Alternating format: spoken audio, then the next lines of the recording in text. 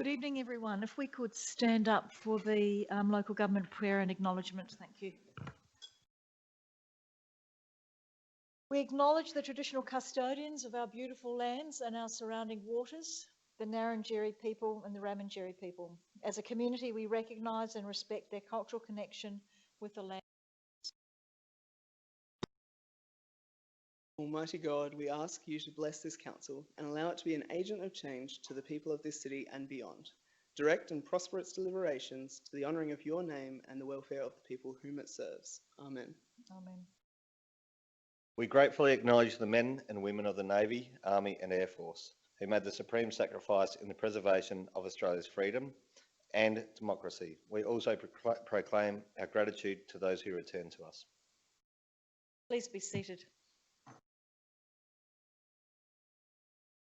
We don't have any apologies or any leave of absence this evening. Elected members, could you please remember your requirements of disclosures of material, actual or perceived conflict of interest that may come up in any of the items that we're talking about today. And I would like to welcome the gallery and also welcome those people that are watching on our live stream. This is our last council meeting for this year, and so I'd just like to take this opportunity on behalf of the elected members and on behalf of council to wish you all a very Merry Christmas and a safe and prosperous new year. We've all gone through quite a difficult year over the last 12 months, and here's fingers crossed to a new year that is going to be even better than before. We have no items that are adjourned or lying on the table. And item 5, the minutes of the previous meetings, and the recommendation is that the minutes of the council meeting held on the 23rd of November be confirmed as true and accurate. If someone would like to move that way. Thank you, Councillor Littley. And do I have a seconder? Councillor Henderson. Either of you want to speak to that? Anybody want to speak to those minutes? All those in favour? That's carried unanimously. Thank you. Item 6, we have 2 deputations. We had a request for a deputation from Mr. Ben Blatchford that has been refused, but I also note that he's not here in the gallery tonight. Our first deputation is from Terry Andrews regarding the Granite Island Sculpture Trail. If after the deputation we would like to go to item 10.6 in your agendas, which is on page 90, I think that the item in question, 10.5, that will address some of the issues that Mr. Andrews is going to be talking about. Mr. Andrews, you have 10 minutes, which includes questions from the elected members. And if you'd like to take a seat at the end, perhaps Councillor Charles can show you where to sit and turn on your microphone. I think Mr. Andrews knows what to do as a former councillor. Furthermore, wouldn't it be possible to perhaps have the brief deputation first, then have that deputation from former councillor Andrews to then go to item 12 point whatever it was? No, thank you, Councillor Charles. I'll ask Councillor Andrews to come forward. Mr. Andrews to come forward. Thank you, Terry. Yes.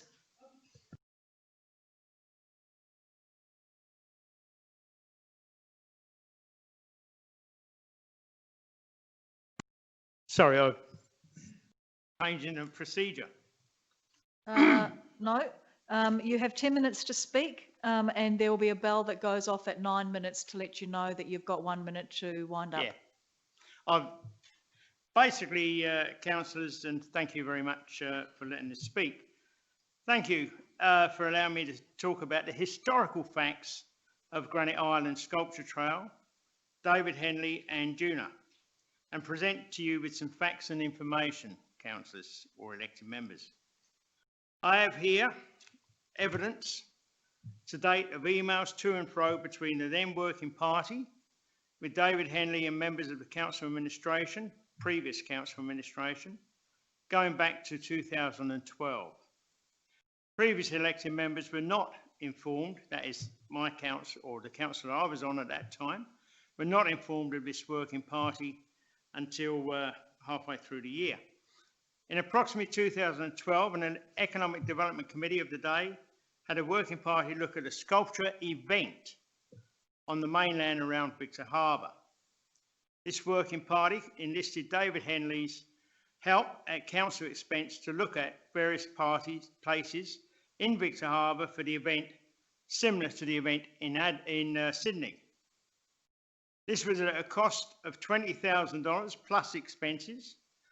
And in October 2012, a written report to council from David Henley said in effect, it would not work in Victor Harbor. The previous council were never told or shown these reports. Previous tourist manager, CEO of the day and the mayor of the day was aware of the working party and details, according to the emails. David Henley was then made aware of the original concept of the sculpture trail on Granite Island presented to Victor Harbor Council in 1987 by Will Henricks. Previous elected members were kept in the dark regarding those discussions and reports. Indeed, it was not until myself and Councillor Charles attended a working party meeting where no minutes were being kept of the meeting that we found that one of the working party members was a close friend of Sandy Pritchard, head of Duna. Kelly Jameson was the name of the lady. And at the time, a 3-year pilot program was negotiated between closed doors to test the viability of a sculpture sale yard on the island, with all artists getting paid a yearly amount for displaying their artwork in the vicinity of $3,000 per year plus, with index yearly increases, etc. Plus $30,000 to David Henley and his company. And as I say, in his own words, it would not work. As a business person and a ratepayer, I would ask the questions. Has the 3-year sculpture pilot program been successful? I don't believe so. Has horse trams ticket sales increased? I don't believe so. Let's check the Sculpture by the Sea website. How many hits has that had? I'm not aware of that at the moment. Local support seems to be very negative. What relationship has these sculptures to Victor Harbor and its history? Letters to the editor about the sculptures are 95% complaints. The cost to the South Australian taxpayer, approximately as I can estimate, is over $500,000 so far, which increases by 5% per year. Would this expense be better spent upgrading and tidying up the island and providing a better infrastructure? For example, key points of importance, upgrading the paths, creative seating and shelter facilities, toilet amenities on the far side, general tidy up in cooperation with the local environment and tree planting group, creative planning for community consultation. I believe all of those need to come together at one stage. And I'm asking this council to possibly look at this. On the information I have and currently information that is available, I ask the council on behalf of residents to not support sculpture encounters continuing on the island. Council would inform DUNA, or Department of Environment and Water, I believe it's now called, to reconsider the island's community involvement. Council to ask them to inform Sculptures by the Sea to dismantle the current pilot program over the next 6 months before the start of the building of the causeway, which I really look forward to and I believe will be worthwhile.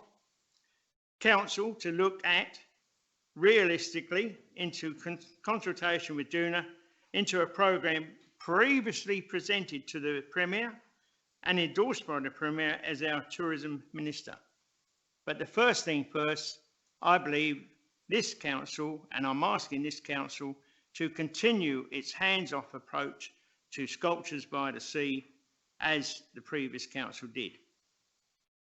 If you'd like to ask me questions, I have many bits of emails, etc. here, and I look forward to any questions to further help and get you to understand what's been happening over the last number of years. Is there any questions that you'd like to ask me? Thank you, Mr. Andrews. Does anybody have any questions? Councillor Kemp. Thanks, Mayor Jenkins. Thank you, Terry, for your presentation. I've heard what you said about the sculptures and that, but apart from due upgrading the island to be more amenable to people to go there, is anything, do you have in your vision to how we could attract people to come to the island, come to Victor Harbor, support our local economy? Is there anything else that you see which may be more beneficial than just sculptures? There was, and part of Will Henrich's proposal was to have a major museum environment place built on the island.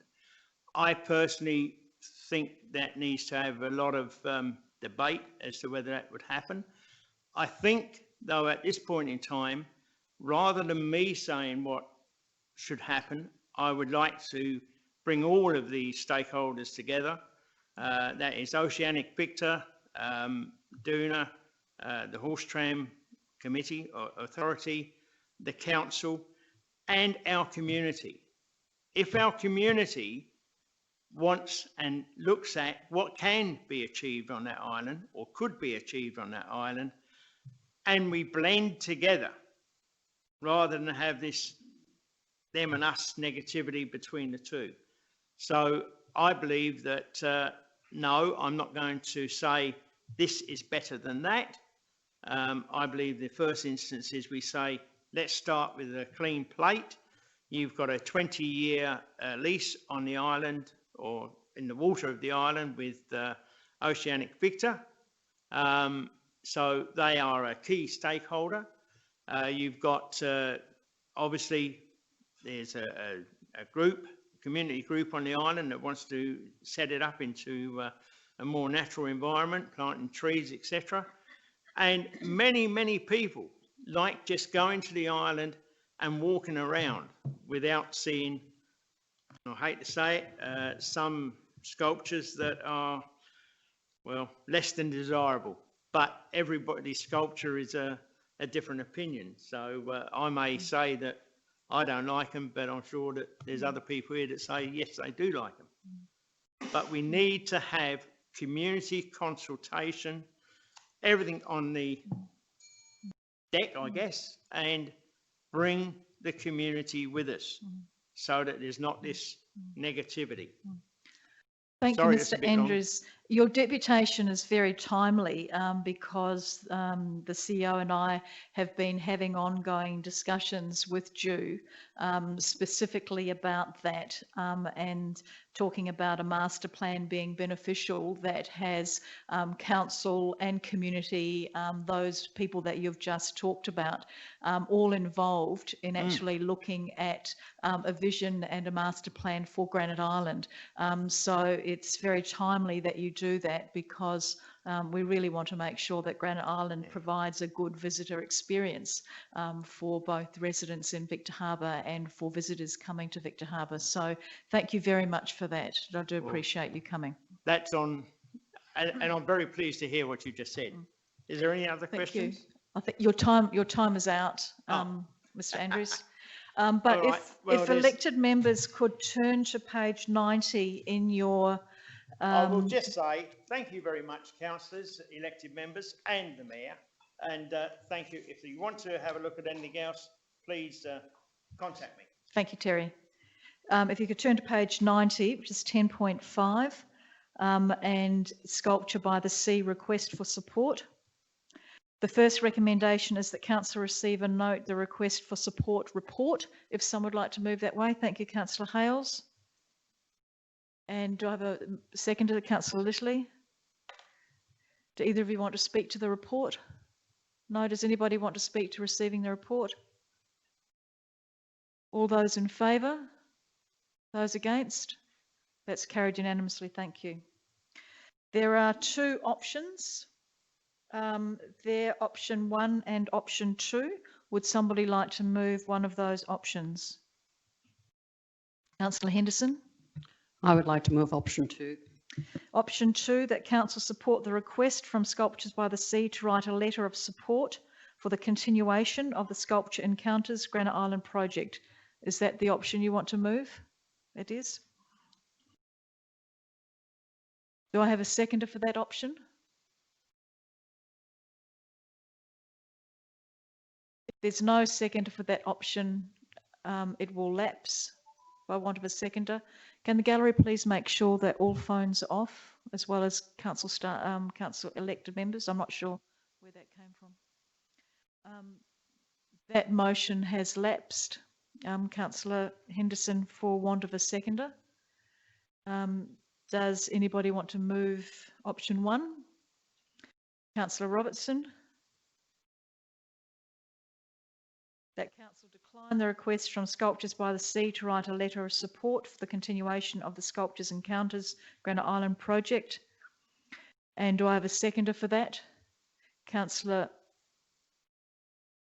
Glasbrook. Sorry, Tim. Do either of you want to speak to that? Councillor Robertson. Yes, thank you, Mayor. Yes, I think that the Sculptures by the Sea, whilst there's been some interesting material put over on the island, I think that the organisation has failed completely to create a connection, to create a relevance to the local community. It's just had its sculptures over there, replaces some from time to time, but it hasn't enhanced the view of sculptures or public art with the community here, hasn't engaged with the community here to actively offer them the opportunity to be taken round and given an education on what's going on over there. That to me doesn't look like it's going to change. So I think that there are other options that we could pursue. Thank you. Thank you, Councillor Robertson. Councillor Glasbrook, do you want to speak? Yes, thank you. Just quickly, I'm not prepared to say whether the sculptures have failed or succeeded, or if people like them or people don't. But for me, I just don't believe that council should be involved, as I didn't initially, and I'm still strongly of that opinion. I think if this wants to go ahead with Jew and the sculptures people, well, that's entirely up to them, and I think council should keep it at arm's length and certainly financially keep it at arm's length. So that's my reasoning for supporting this. Thank you, Councillor Glasbrook. Does anybody else want to speak to this? Councillor Charles? Thank you. Sorry, I didn't see your hand up there, Councillor Henderson. That's all right. Thank you, Councillor Charles, for letting ladies go first. Very gentlemanly of you. Thank you. Yes, the reason I originally went for option 2 is because public art, whether we like it or whether we don't like it, it does bring visitors to look at it and creates discussion around that art. And you only have to look at the silo art that's around the states that has taken visitors to country and rural areas simply to look at the art. And from the feedback I've received, that's also true of Granite Island. It has brought people here, international visitors, interstate visitors, walking to Granite Island just to look at the art. And one thing about public art is that it needs to be innovative. That's one of the aims, and it needs to be collaborative. Now, the collaborative side may not have been what it could have been, and the bringing the community along, this community along with that original idea, it seems didn't happen. But the problem with taking a hands-off approach which is what we're doing with option 1 here, is that in the future, there won't be any collaboration. There'll be little or no collaboration. If we say we're not interested, take a step back, there'll be even less collaboration in the future.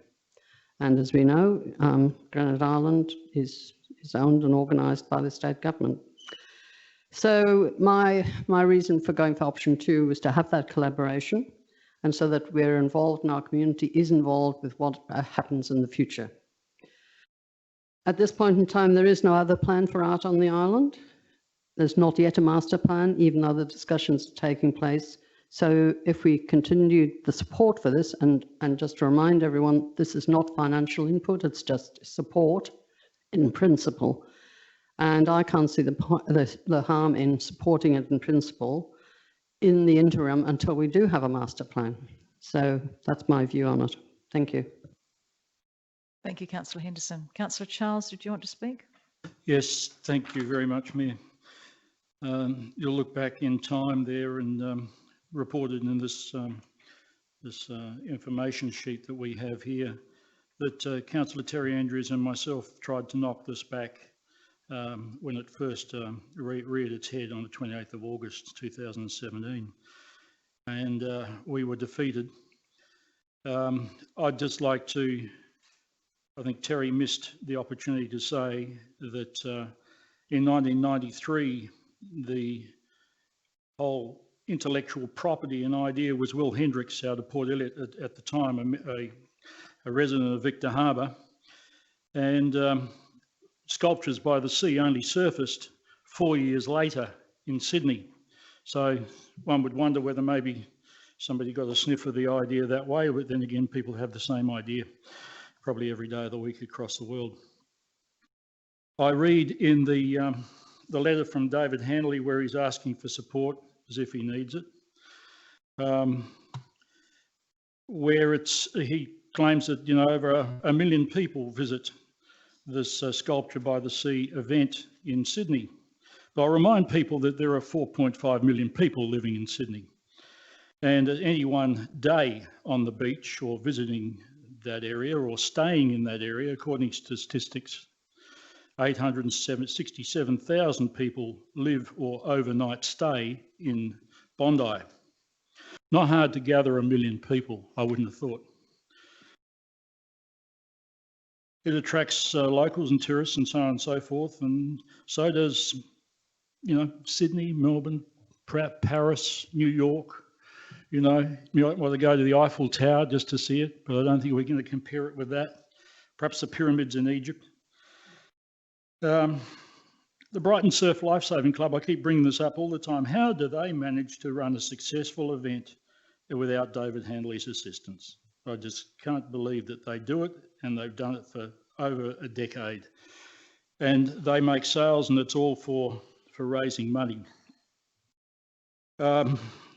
This was, as I said, and this is what really got me going, Will Hendricks's own personal intellectual property. And when he took it to the Ombudsman, he was advised by the Ombudsman he could take it to court and he would win. But because he and his son are well known in the area, he did not want to do that, although I think his pockets are certainly deep enough to have done it. But we do have a way of insulting people in this town by not supporting them. And this man certainly came first before we should be sending our money interstate. I think some councillors have been to see him and seen what he produces and have been absolutely thoroughly amazed in what he has been able to put into other places, a bit like Jesus Christ.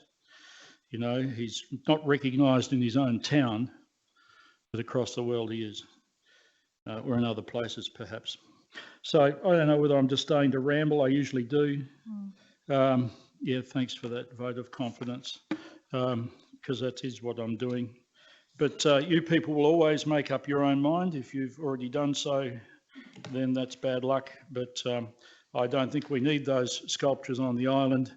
We need to consider what can be done with that money that's currently being thrown around. Perhaps it would be very useful for saving a whole lot of ambulances from ramping at the Flinders Hospital or down here at our hospital. That money is valuable, and it's not going to bring one extra person to the island just to see those sculptures. I'll go to the island anyway. Thank you, Councillor Charles. Does anybody else want to speak to the motion? Councillor Kemp. Thank you, Mayor Jenkins. I do support this motion. I think it's run for 3 years, Sculptures by the Sea. I think we, as a community with government, we need to be more of a collaboration process to look at what's best for our community, for the island, and how we can best use that for our visitor economy, for our local businesses and our economic development strategies, and how we can look at the whole aspect of the island. And I think hit the reset button, and I think the process that the Mayor and the CEO are going through, and our next recommendation will put that in action. I think we need to have that master plan. I think we need to revisit and have a look at what is best suited for our environment down here, for what we believe is the best way to do. Doesn't mean that Sculptures by the Sea cannot come back here in the future. It just means that we just want to sit down and have a discussion and decide what's best for us. Thank you. Thank you, Councillor Kemp. Councillor Mann. Thank you, Mayor Jenkins. Yeah, I don't believe this is a question of whether it's failed or not. I think, you know, art engages different people differently, but I do agree that the local community hasn't necessarily been brought along with the project as with potentially some other projects that they have been brought along with. But I don't believe that a hands-off approach will kill that collaboration. I think within recommendation 3, where we're looking and asking for that overall master plan of Granite Island, I think we can still achieve a degree of collaboration under that. Personally, the overwhelming view that I've been privy to in my conversations is that locals aren't in favour of the sculptures on the island, and I guess the report we have in front of us as well doesn't really convey an overall tourist benefit and value with the sculptures as well in the surveys that have been conducted.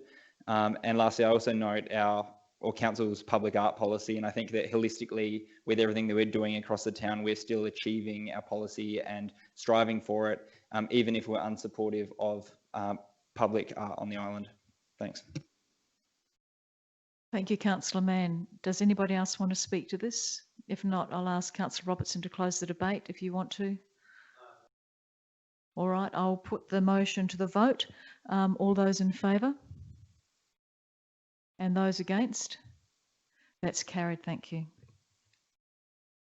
Recommendation 3 is that Mayor write to the Minister for Environment, Water and to advise of Council's position regarding the Sculpture Encounters Granite Island project, and also to call the government to develop a master plan for Granite Island in consultation with the City of Victor Harbor and the community. Councillor Kemp, you want to move that way? Do I have a seconder for this? Thank you, Councillor Robertson. Councillor Kemp, do you want to speak to this? Thank you, Mayor Jenkins. Just previously, as I said before, I think this is the right timing with our economic development strategy has just been endorsed just recently. I think there's an opportunity to look at how we can improve the island's attraction to actually to make it the best used place for why people want to come here, to visit, to holiday, to live. And I think there's an opportunity now that with Council in discussions with government to do a master plan. I think will be a good future direction to take. Thank you, Councillor Kemp. Councillor Robertson, do you want to speak to it? No? Does anybody want to speak to it? Councillor Charles and then Councillor Glasbrook. Of course, we'll be thanking the government for their trial and their support for what was a good idea, but badly put together. It certainly wasn't put together in a environmental way and with thought and with consideration for what the island is and for the Aboriginal background of the place and for the heritage and the history that is over there. It should have not just been a hodgepodge of sculptures that were dragged in from Western Australia and wherever else where they didn't sell and plopped there. And that's basically what's happened.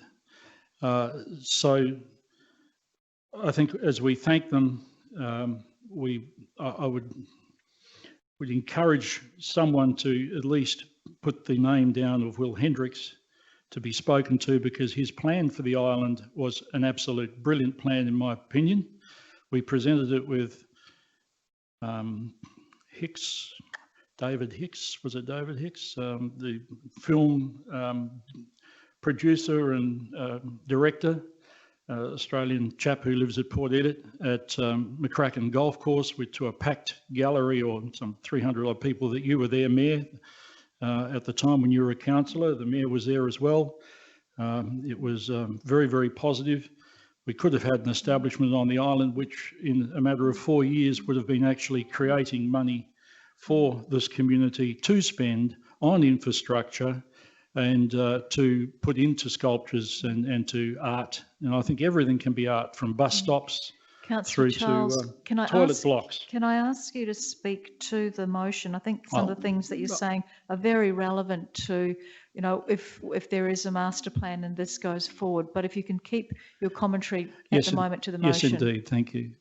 So with what time I've got left, with Will Hendricks' name possibly being mentioned and hopefully being mentioned as he's introduced it, he's got a master plan, he's got the finances and the costs and everything worked out. He presented to the former Premier in the Labor Party and to all the ministers across the road in the recreation centre. They all gasped and said it was wonderful, but of course it never went ahead, like a lot of things. But to invest in something that actually can make money for this community instead of cost money for this community, that's what this particular plan was, and it's worth looking at, along with others, if you wish.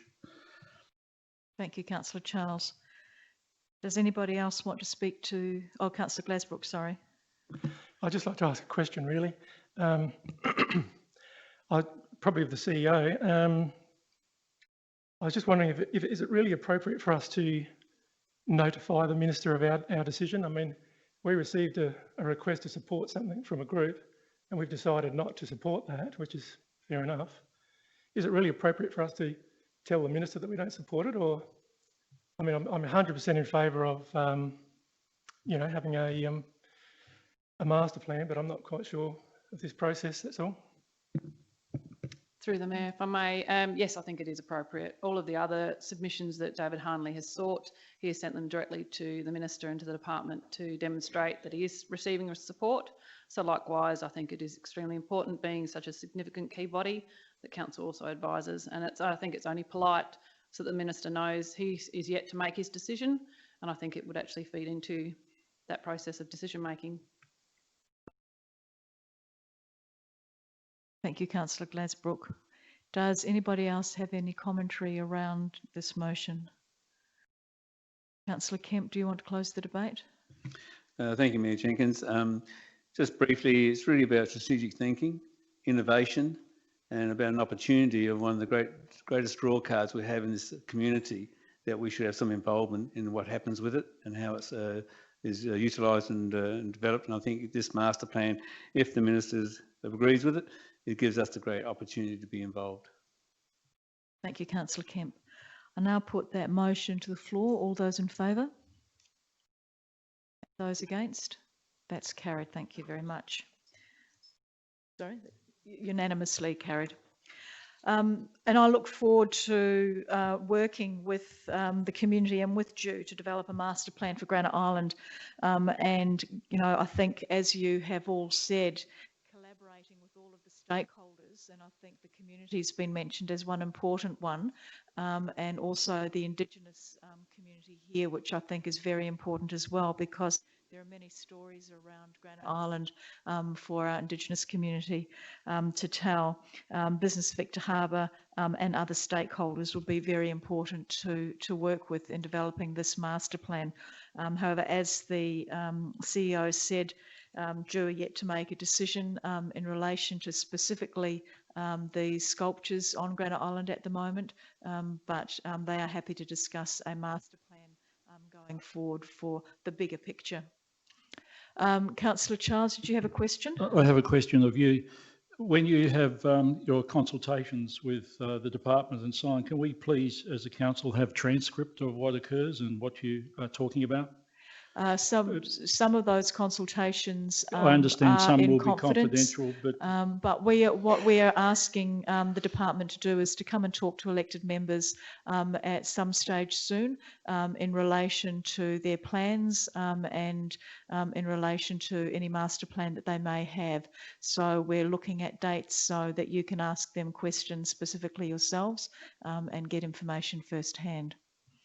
If we just go back now to item 6, we do have another deputation. And this is from Business Victor Harbour, and they'll be talking about the concept for Breathe Victor. So I'd like to welcome Derek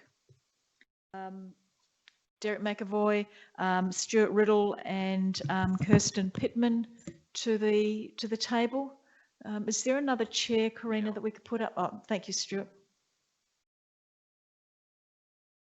Thank you very much. You do have 10 minutes, which includes questions. And I do understand that there's a couple of slides that you would like Victoria to have some input into. So just sing out to her, I think, on slide 4 and 11. Thank you, Mayor. So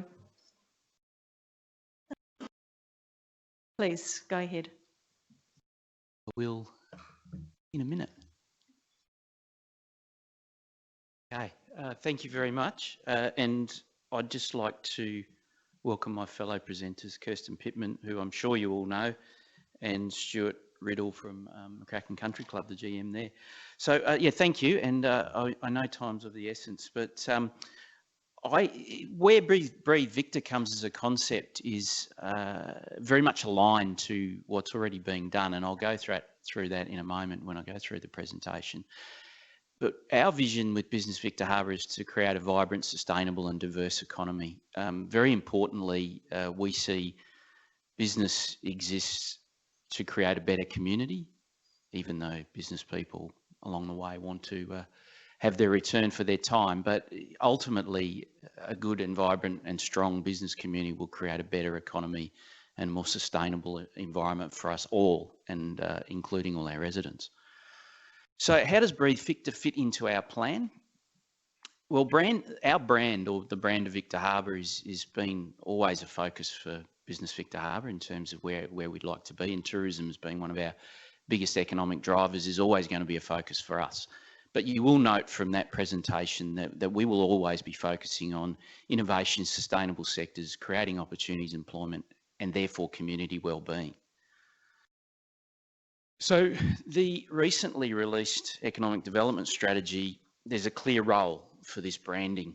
And really what we want to talk about here is Breathe Victor is a business-led initiative, but what we'd like to suggest that we become an equal partner in this discussion with the City of Victor Harbour to create this concept of Breathe Victor Harbour, or Breathe Victor.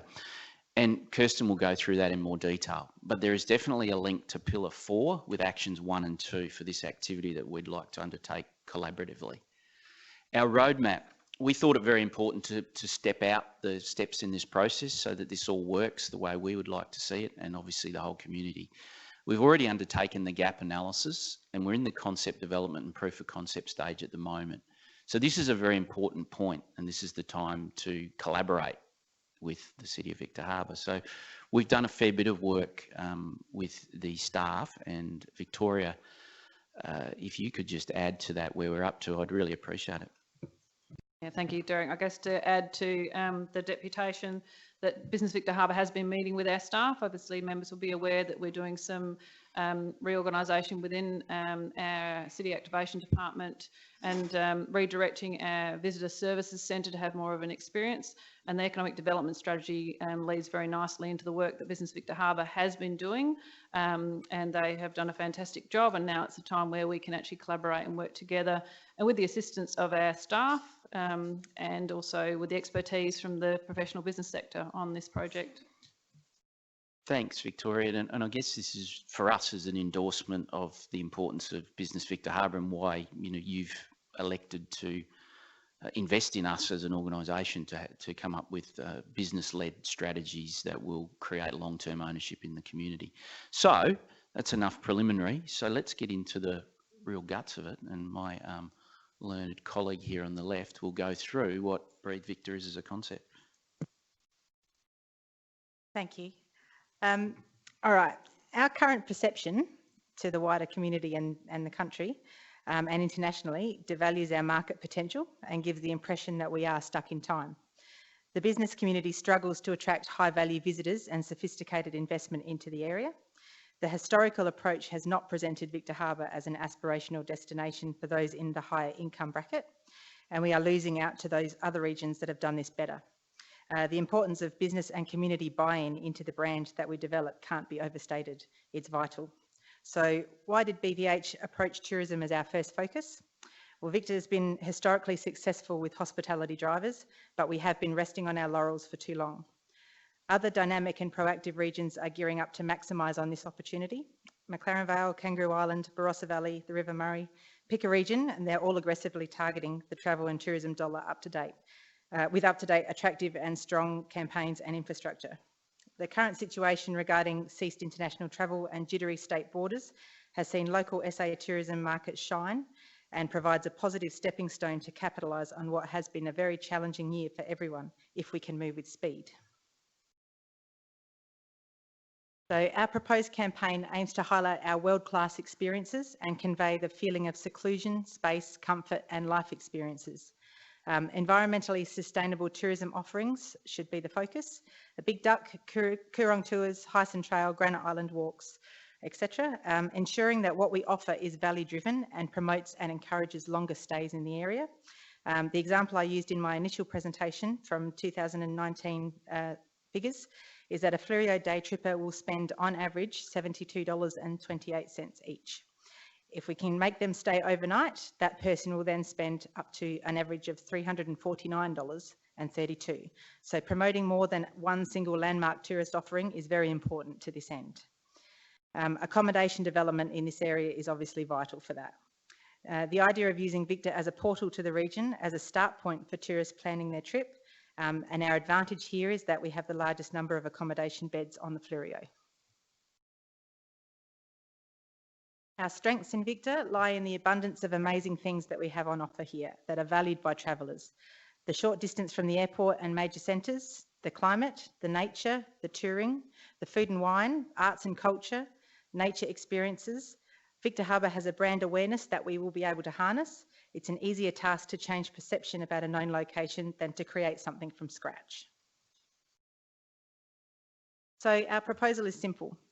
Create an emotional and aspirational connection to our city, less focus on what there is to do here and rather focus on where we are.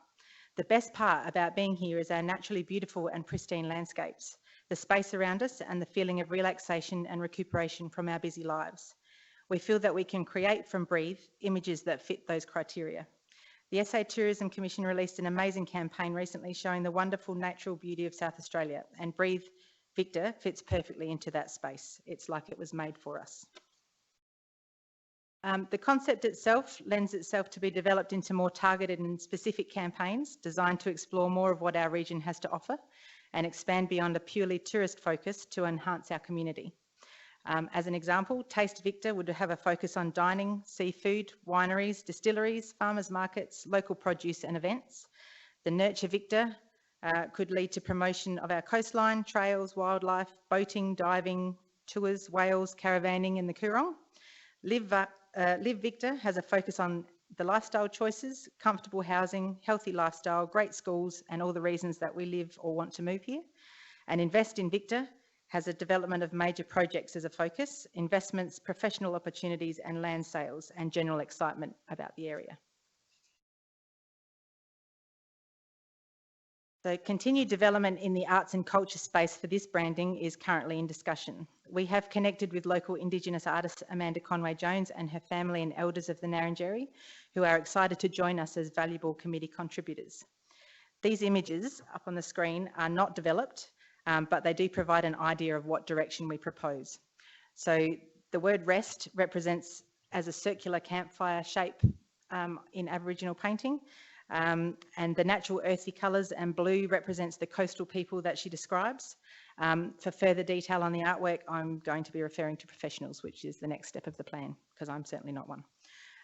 It's all about developing an image that speaks to where we are in the world, so that at a glance we know that we are Australia, we're coastal, we are pristine and we are relaxed. National Parks and Wildlife Service have responded positively and are looking forward to developing their connection with us further.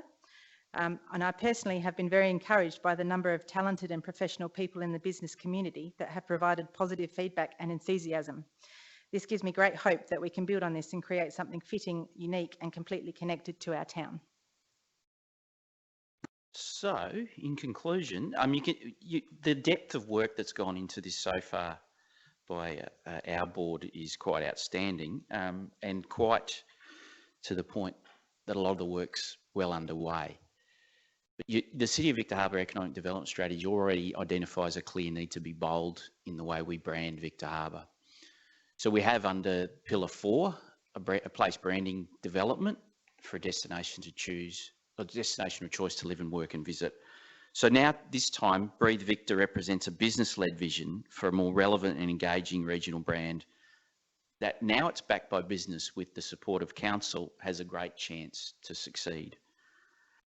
We recommend that the City of Victor Harbor Economic Development Strategy move from a City of Victor Harbor leading the strategy to us jointly working together as an association with the City of Victor Harbor to fulfil actions 1 and 2 under Pillar 4 of the plan. So thank you again for the opportunity, and we'll take any questions. Do any of the members have any questions? Very quickly, we've only got a couple of minutes to go. Councillor Mann. Thank you, Mayor Jenkins, and thank you for the presentation, and thanks for the clarity around how you perceive the roles under the economic development policy to go with council. I was just wondering whether Breathe Victor is an adaptation of the 2016 Adelaide tourism campaign, Breathe Adelaide. I was unaware of that campaign. It came straight out of my head. In Councillor Robertson. Yeah, thank you, Mayor. Yes, thanks, Derek and Kirsty, for excellent presentation. Thanks, Stewie. What's your, and this is great because it's something that's both organisations are working on together. How do you see this evolving over the next 3 months or so? I mean, after the 1st of January, it's crazy at this time of year. So in the presentations, the roadmap, we're at between step 2 and 3. And this is, I guess this is a point where Victoria can help me out with answering the question where we see it going from here. But we want to work jointly on this together, not necessarily be in the back seat, we want to be in the front seat, so as Business Victor Harbor. And if I may add to that, obviously council has been positioning itself in regards to various expertise that it's bringing on board, part of the digital marketing officer within the new visitor centre, and also the business operations manager, and basically the skills of those staff. It's not just around running that centre, it's about working with Business Victor Harbor and assisting them in the delivery of this campaign. Obviously there is still work to be done, but the council staff, Mark Grisabella and his team, are already meeting with Business Victor Harbor and their team so that we can identify where our resources and skills can assist. There may be opportunities or the need for bringing in external consultants and skills, and council already has some funds available to work through this project, but I think it's more important that it is business led. It's rather than council creating something and placing it upon businesses to uphold, where if businesses are taking the ownership and the lead. This is about the prime opportunity for a catalyst within this strategy to show that we can work together, and with business ownership and the leading of this project, I think it will be extremely successful. Thank you. I'll take one more question because we are over time if anyone's got a question. If not, Councillor Charles. Yeah, I'll just say that, a quick one. That was brilliant.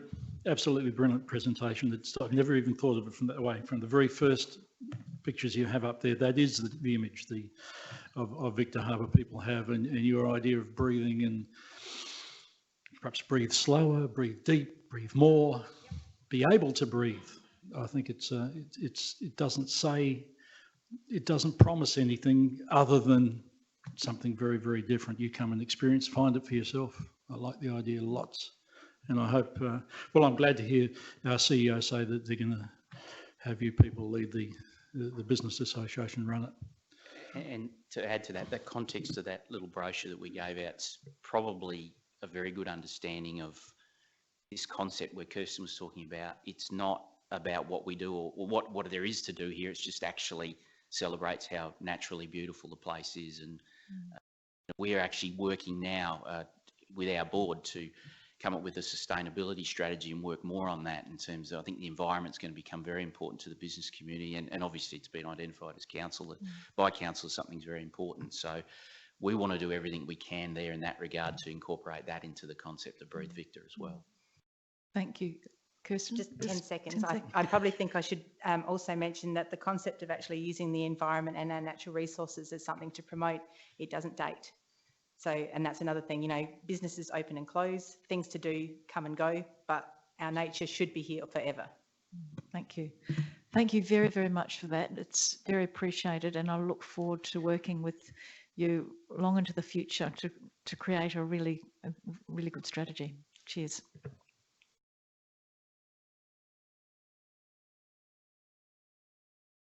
We now move to item 7, and we did have some questions from the gallery by Ben Blatchford. These were denied, and he has been notified of them being denied and why they have been denied. And I also note that he's not here tonight. Item 8, we have no petitions, and so we move to item 9.1, which is the outstanding resolutions. The recommendation is that Council receive and note the outstanding resolutions December 2020 report. Would someone like to move that way? Thank you, Councillor Henderson. And a seconder, Councillor Robertson. Would either of you like to speak to the report? Councillor Robertson. Yes, thank you, Mayor. Just have a couple of questions on the outstanding resolutions. First one is the third to last resolution, and number 29 of 2019, which is about the mountain bike trail development. And I just note in here that this is a lot of work has been done on this proposal here, but none of it's come before the council. And I just wish that we would be able to have some more inputs, more introduction to what's going on in relation to very important projects like this one. This is the mountain bike trail. It could be really huge for Victor. It also could involve us spending a lot of money on it, but it's all been done by staff alone. And I just wish this wouldn't happen, but it seems to be a common thing to be happening. Anyway, I'll ask the CEO to respond to that, Councillor Robertson. Yeah. Councillor Robinson, just to correct you, the work that's been undertaken has been the engagement of the consultant to undertake the strategy. The strategy is going to actually be undertaken over the next 6 months, and there will be council member involvement in that, as well as there will be community. And the engagement of the contractor to undertake this project, yes, staff are leading that project. That's our responsibility to do so. So the work that's been done is preparation of the request for quote and engaging of a consultant to undertake that works. I appreciate that, CEO, but you know, if we're just building a road or something, I don't think we as members have got a lot of interest in that. But when you're developing something brand new, and we go through a process whereby there's been a terms of reference developed for a study to be done, we've never seen it. It's a matter of interest. If you're interested in these things, then it's nice to know where they are. It's something that what's going on at present is that the brief has been completed by staff, hasn't come in front of the members, hasn't come to the community. That the project has gone out to tender in November 20. Tenders have been closed. The winning firm has been identified, and the next thing is they're going to go out and do their thing, and then it's going to come back to council, you know, with 5 days to go, and in some future council meeting that, you know, do you support this or not? And to me, it's really important when we're doing things that are new, potentially large in our community, that we bring everyone along on the journey. It's not a staff thing that they do it all, so to speak. So yeah, Again, I'm I'll correct not you on unhappy that, with the Councillor Robertson, because when we do big projects, we do engage with staff. When we engage consultants, usually one of the first things they do is hold a workshop with members to ascertain your strategic vision and your goals of what you're trying to achieve. And then we engage with the community, and then we usually workshop with members again before we bring it back to the chamber. And the understanding of responsibilities is your role as elected member is to set the policy, to set the strategy, to set the budget. And then the administration, their job is to deliver on it. And we do engage with members on numerous occasions around all of our projects. And you do have direct involvement in constructions of roads and footpaths as well. But I find it very hard to agree with you with your comments. There's a real delineation between the roles, and we do involve members in all of those projects quite extensively. I don't want to get into a debate about specific issues. If you've got any questions in relation to the outstanding resolutions report, you can ask them. If you want a long discussion about a particular issue, I suggest you talk to staff beforehand or afterwards. Is there any more, Councillor Robertson?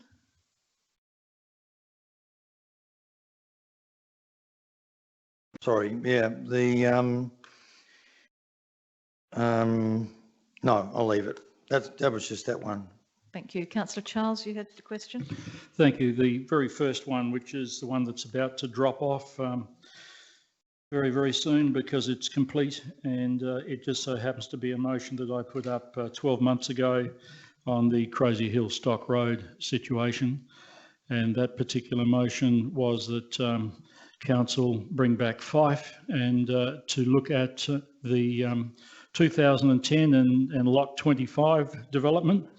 I chose to take the alternative recommendation made by administration. The council await the outcome of the independent investigation. I'm not personally satisfied with that investigation at all. And I see that an insurance company investigating itself and minimising any claims, and I really don't believe it was independent. In fact, a comment was made by the LGMLS that said there have been no complaints from Lot 25, and so there was no need to investigate it. And I think this is what's happened throughout this whole thing, which we can now see has taken 12 months plus. Anyway, I did have high hopes initially. I don't have high hopes anymore. Thank you. Are there any other questions in relation to the outstanding resolutions report? Councillor Kemp. Thank you, Mayor Jenkins. The South Australian Civil and Administrative Tribunal order on Councillor Charles, the question is lying on the table still. So could the CEO please advise the best way to raise that off the table so we can deal with it, please? Yes, through the Mayor. I think I previously advised that any motion that's laying on the table only can come back onto the table either by way of a motion on notice from an elected member to seek that it be brought back onto the table. And if that is supported, then it would be returned at the subsequent meeting. The other way it would drop off the table, so to speak, is come the closure of the next election. Any matters that are adjourned or lying on the table would be removed from lying on the table. Thank you. My second question on the outstanding resolution is the McKinley Street parking precinct update. This has now been 12 months. I know there's two issues running parallel to each other. One is the development approval, which has happened, but also there's amendments now to that development proposal, and that's been looked at again by staff, I believe. The other one is giving in arrangements and coming to a consent arrangement for the anchorage to build on our land. It's been 12 months. I'm just wondering how far we're away from achieving that, because I wouldn't have thought that that would be a separate item to deal with apart from the development approval, apart from just having the principles or the key elements of an agreement done and dusted. So I'm just wondering where we're at this stage with that consent, because there seems to be some angst around the place that nothing's happening It's just been, you know, I can refer to Graham Pathouse, but I think from my understanding, it's actually currently sitting with the Anchorage. All of that information has been prepared and it's sitting with them. Is that correct? thank you. So I suppose I'm looking for, if possible, some crystal balling in some timeframes that things may come to an agreement. I don't think there'll be any issue in regards to coming to an agreement. It's just around actually formalising. My understanding is that the Anchorage have been extremely busy with the redrafting of their drawings based on new information and the purchase of new property. But there's been a complete agreement in regards to those principles that have been drafted originally in their draft form, but they are currently sitting with them to return back to council. Are there any further questions? I'll put the recommendation that council receive and note the outstanding resolutions report to the chamber. All those in favour? Those against? That's carried unanimously. Thank you. Item 9.2, pre-budget commitment capital projects contract position. The first recommendation is that council receive and note the pre-budget commitment capital projects contract position report. Councillor Schofield moving that way, and a seconder, Councillor Mann. Do either of you want to speak to that? Does anybody want to speak to receiving and noting the report? All those in favour? Those against? That's carried unanimously. Thank you. The second recommendation is that council provide a pre-budget commitment and in principle support for the addition of a full-time equivalent 3-year contract position to support the delivery of capital projects to be funded from allocations within council's capital budget. Councillor Henderson moving that way.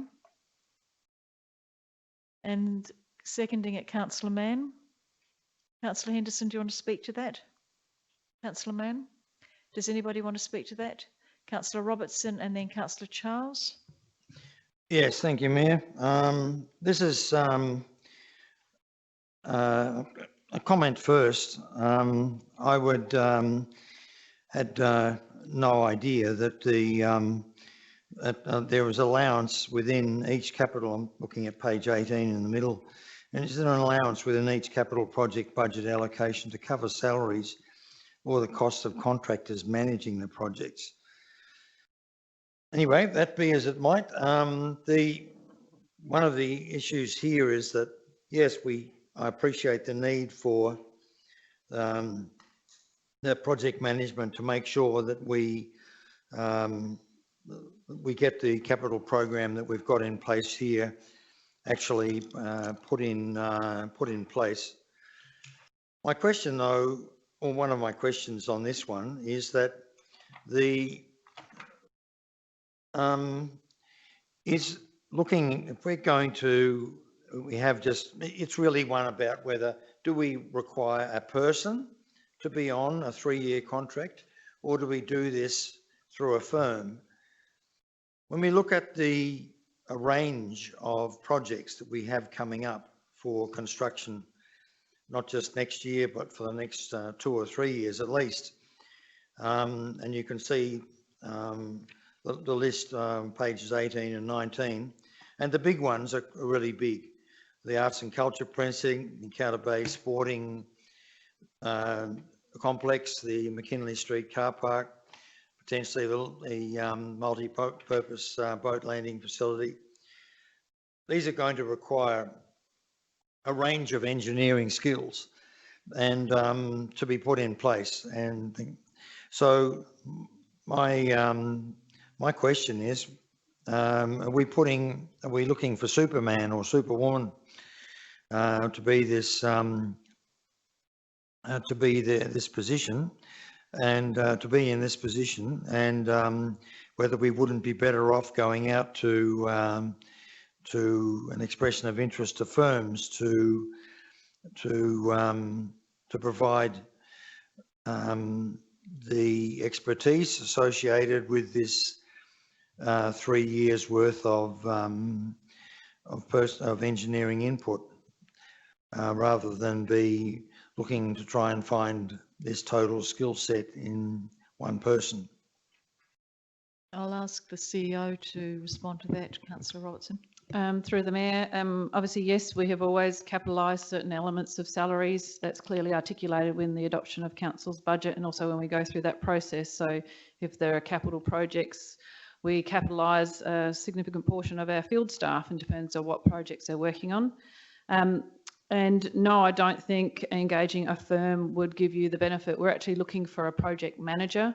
We're looking for project management skills, and whether that be construction of a piece of infrastructure, a road or a footpath, or the delivery of a specific project. Mainly we're talking about infrastructure capital projects, but it's project management skills we're looking for. In the past, I think the financial year before last, the council actually made provision of $100,000 to engage a project manager to assist, and we found it very difficult to find someone on a one-year contract. It's very difficult in terms of what we offer, but also the tenure. So we feel that if we're able to offer a 3-year tenure for the delivery of project management of those, for that type of contract, we would be able to attract someone down here for that position. Yes, but I would put the question again that given the diversity of the projects that we're hoping to undertake, and wouldn't we be looking for, and that project management, as both you and I know, as part of that, our careers, that you're still looking for in those people specific technical capabilities as well. That wouldn't we be better off by looking for a firm to be able to provide that? Again, not specifically. The project manager would manage contracts. So we would obviously, drawing on the skills of delivery, if we've contracted a particular project out, for example, the Railway Plaza project is with a particular company. The project manager for that is obviously about the delivery, and then would draw on the various expertise within that organisation or within our organisation. We have a mix of skills within the organisation in terms of engineer or surveyors or whatever else may be needed, but it's about coordination of those skills. We've got a lot of skills here already. It's the project management and the coordination that we actually need. Thank you, Victoria. Thank you, Councillor Robertson. Councillor Charles. I read the commentary. It made sense to me. I understand why you're looking for a 3-year. I just had a question, and that is, do our current voluntary or the redundancies we have or resignations, will some of these over the 3 years, will they cover some of the cost of employing this person? Are there any of the recent vacancies been filled? So no to your answer. Obviously, this would be out of the capital budget. The operating, most of those other positions, all of those other positions are within the operating budget. And yes, the redeployment of various staff is being undertaken with existing vacancies that have come available. And I think I explained that to members in the email I sent you around the organisation restructure. Thank you, Councillor Charles. Is there any further questions or commentary? Councillor Kemp. Thank you, Mayor Jenkins. The way this recommendation is written, I'm not really in favour of it. We have our asset management plan. Our long-term financial plan has not been set and approved by the chamber yet. Yet this is a project management process for 3 years is aligned to all that. That may change. That may change the dynamics of that project manager and the roles and how often do we need that person. So sometimes I think if I take on up the lines of Councillor Robertson's position, that would be some firms in Adelaide who can provide project management staff, which they carry all the on costs of that person. We wouldn't have to. We just pay that fee for that project out of the capital budget. So I think this is, to me, being pre-committed in principle, or a pre-budget commitment is really against what I believe is the best way we should do our business until we actually know what we're going to be delivering. And not committing straight away. We've still got a good 6 months ahead of us in that respect of looking at this and finding the right solution and the best way of delivering our capital projects over the next 3 years and ongoing, of course, because it's not got to stop after 3 years. It'll be continuous. But I still think, should we be investigating, is there any firms out there who actually delivers or gives project management people out to hire to undertake this type of work, like you do with HR when you're recruiting people. They give you the people, you pay for their fees and their services. Of course, the on cost and the savings there may be greater or less, but I would like to see that go ahead. But again, the main focus of my argument is that we haven't approved our asset management plan or long-term financial plan. To go to a pre-commitment now, I think is premature, and we should wait until we actually look at what our plans look like and being endorsed. Thank you. Thank you, Councillor Schofield. I will support this. I think slightly different to my colleague. I think it makes sense for us to employ the person ourselves. If we go out to tender to another company, we're not just paying the wages and everything else that comes with it, but we'll also be paying a fee for the company to actually provide us with somebody to do the job. So I think financially it's a better option, a far better option. So yes, I support this recommendation. Is there any further commentary, Councillor Glasbrook? Yes, thank you. This is a bit of a hard one for me, because I can certainly understand why you need this person, although I believe that, as tends to happen with these contracts, at the end of the 3 years, that person will probably end up staying. It'll be another full-time employee, but that's something we'll worry about in 3 years. The other comment is, the way that council quite often says, this is capital, it's nothing to worry about. But the community's still going to pay at the end of the day, so you've got to keep that in mind. And the other thing that I wrestle with is there's two ways to deal with this problem. There's one way is to employ another person because we're doing, in my opinion, far too much. The other way is to reduce our scope of works where we don't need this person. And for me, that would be my preferred option because I genuinely believe that we are taking on far too much over the next few years, considerable expenditure, way above our means, in my opinion, certainly where I want to see our community into the future. Millions and millions and millions of dollars. So my preferred option would be just to reduce our scope and do things over a longer period of time. We're a small council, we can't have everything at once. I understand that members want everything and the community want things, but like in our own lives, we can't have everything. So I don't know how to vote for it or not, probably not, but I would prefer not to have this person and stick within our current means and current budget. Thank you, Councillor Glasbrook. Does anybody else want to say anything? Councillor Hales, you're looking like you... Thank you, Mayor Jenkins.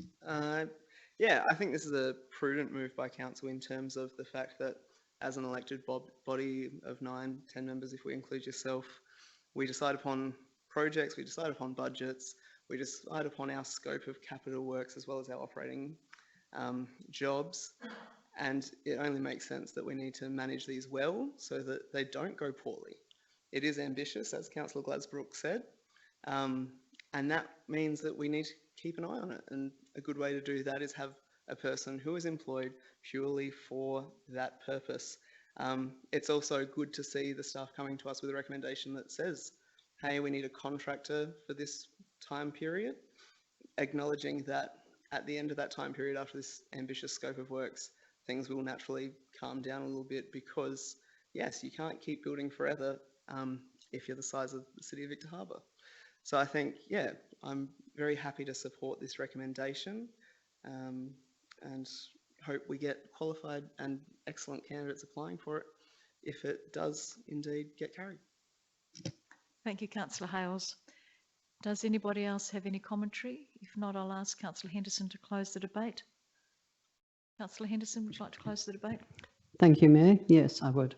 I do think this is a very logical step. It makes complete sense to me to employ a person to coordinate all of these projects for many reasons. As Victoria said, this person would not only be coordinating the skills within each project, but actually coordinating the projects within one umbrella. So coordinating all of those projects, making sure they integrate and don't overlap and everything goes smoothly. It just makes complete sense to me to have somebody in-house to do that, whose only job is to do that. If we contracted this work out, we may contract to a firm, which could possibly mean we don't have a single person. We'd have a team of people who wouldn't necessarily be coordinating those things in a uniform and smooth way of running things. And I think we really have to think about what the project coordinator would be, what the job is.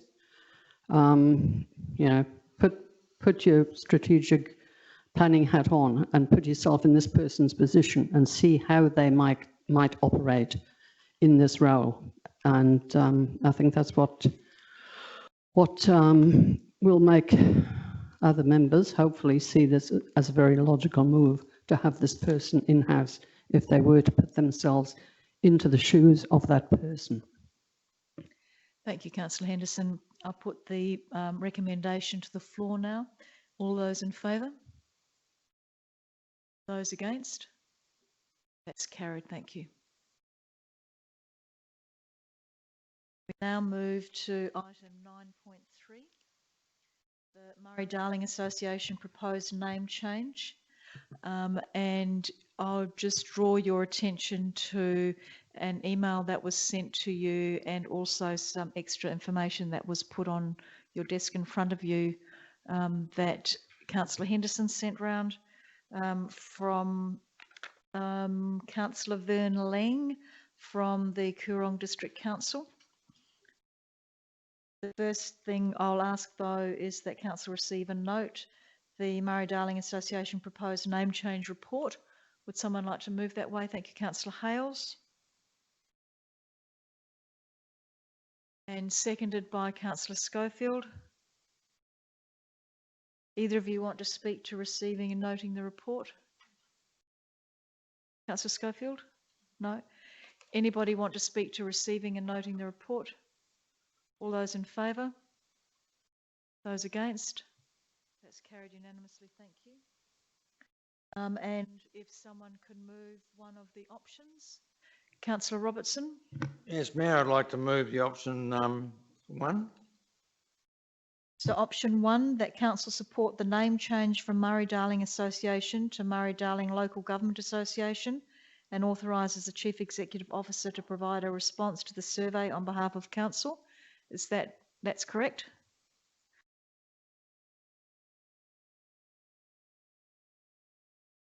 Do I have a seconder for that motion? Councillor Kemp? Councillor Robertson, would you like to speak to the motion? Yes, thank you, Mayor. I think there's several, to me, aspects to this this name change which could be positive for the organisation and for the cause for which it's been put into place, and that is that a Murray-Darling Local Government Association. It is a group that represents all councils that are within the catchment. It would give far better exposure, not only for local government as an institution, but also to the cause of the Murray-Darling Basin, to the federal government, by being able to project itself as a united group. It would also, to some extent, I think, help over time to minimise state interference and in the affairs of the Murray-Darling. And it's had the name change has the approval of ASIC.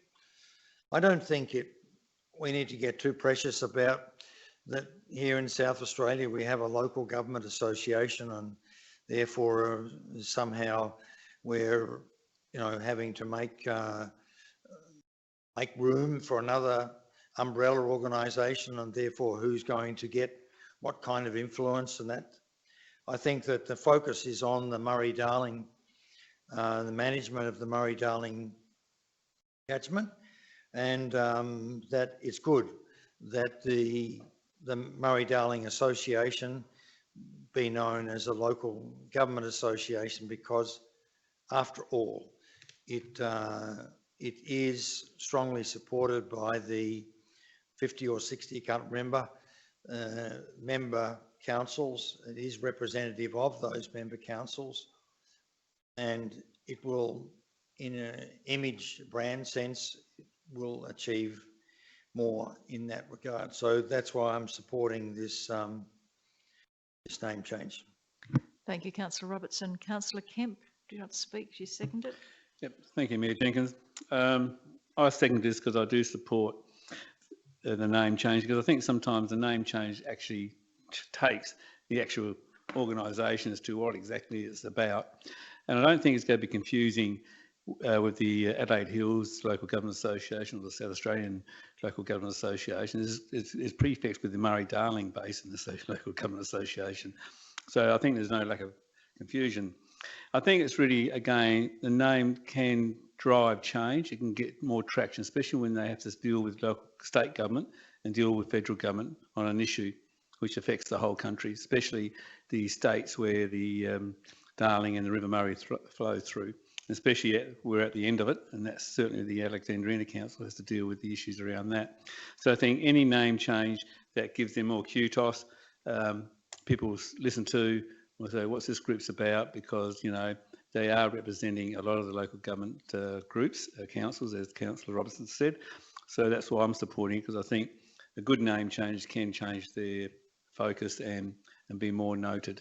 Thank you. Thank you, Councillor Kemp. Councillor Henderson? Thank you, Mayor. As this Chamber's representative on Region 6 of the Murray-Darling Association, I feel I ought to speak on this, and I've thought about it quite a lot. So the proposed name change is Murray-Darling Association to the Murray-Darling Local Government Association.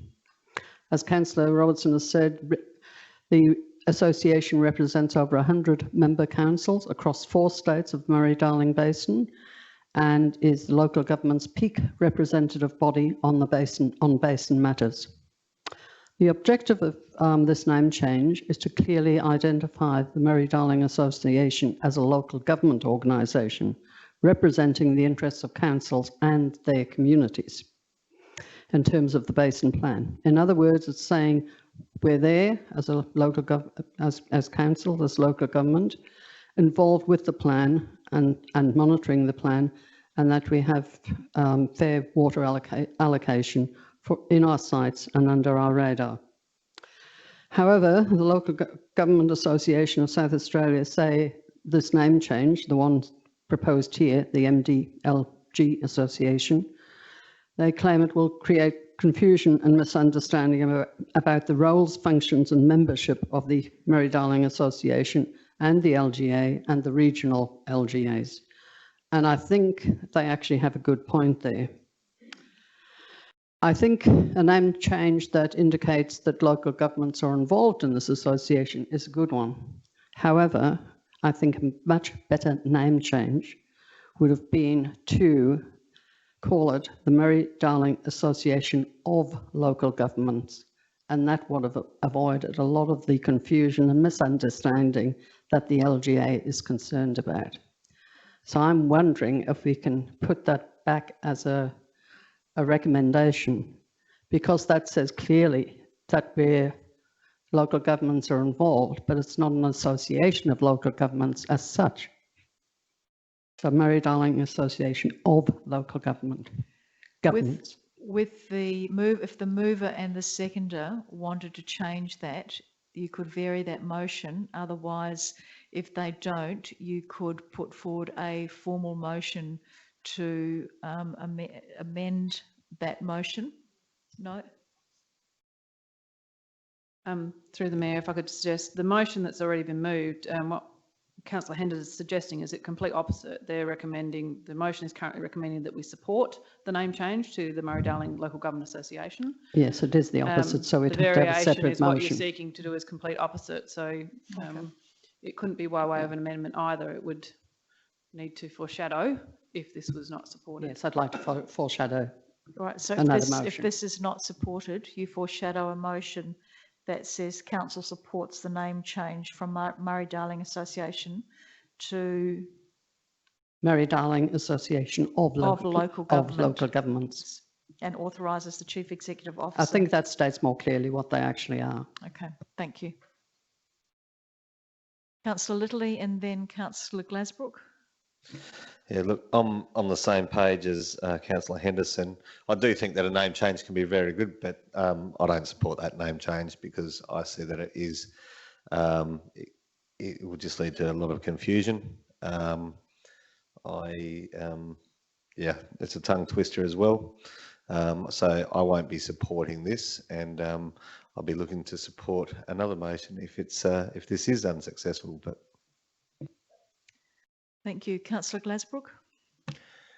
Yeah, look, I will support it. I think most of us are quite smart enough to see the difference between these associations. It's quite clearly a different name, in my opinion. I do agree with what Councillor Henderson has come up with, but reading through the process that they've already been through, and then to go back with that and that gets, try and get them to start all over again is just, a lot to ask, in my opinion. So I won't be supporting that. It could be a suggestion, and if they want to start that process again, well, that would be up to them, but I won't be supporting at this stage. I'll just support the motion that's been put. Thank you. Thank you. Is there any more commentary from elected members? Councillor Robertson, do you want to close the debate? Yes, thank you, Mayor. I think from the point of view of raising the profile of local government with the federal government in general, but also on this critical issue of the management of the Murray-Darling Basin, where I think that if local governments had been involved from the beginning more actively than state governments, we wouldn't have the mess we've got now. And I think as Councillor Glasbrook said, we're all smart enough to figure out, one LGA from another. And there are lots of LGAs. But this one specifically for a really crucial national issue is one that I think is really worth supporting. So, yeah. Thank you very much. That closes the debate. I'll ask all those in favour and those against. That motion is lost. Thank you. Vote division, please, Mayor. Certainly. All those in favour? Stand. Just wait for Karina to pop it on the screen.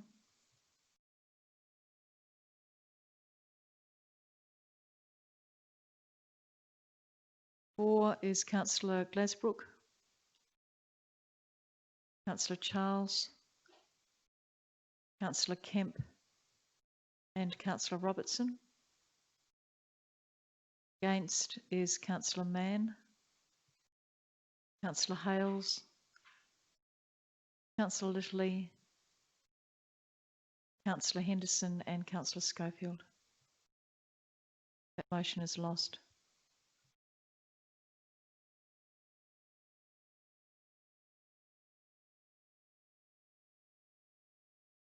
Councillor Henderson, you foreshadowed a alternative motion. Yes, thank you, Mayor. My motion is that the name Murray-Darling Association is changed to Murray-Darling Association of Local Governments.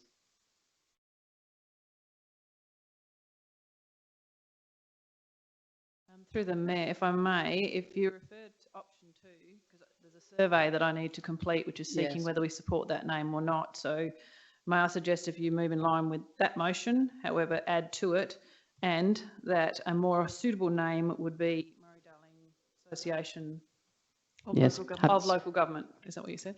Yes, of local governments. Yeah, I'm happy to go with that.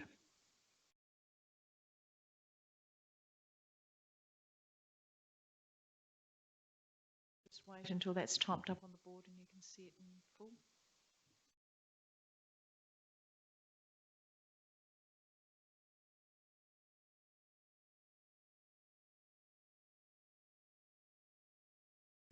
Would you like to speak to that motion? I Councillor would, Henderson? I would, thank you. Sorry? It hasn't been seconded yet. Sorry, yeah, so you want to second to Councillor Schofield? Sorry, and second to Councillor Henderson, do you want to speak to it? Yes, I'd just like to point out to my fellow elected members that this suggestion came to the Murray-Darling Association AGM as a late motion.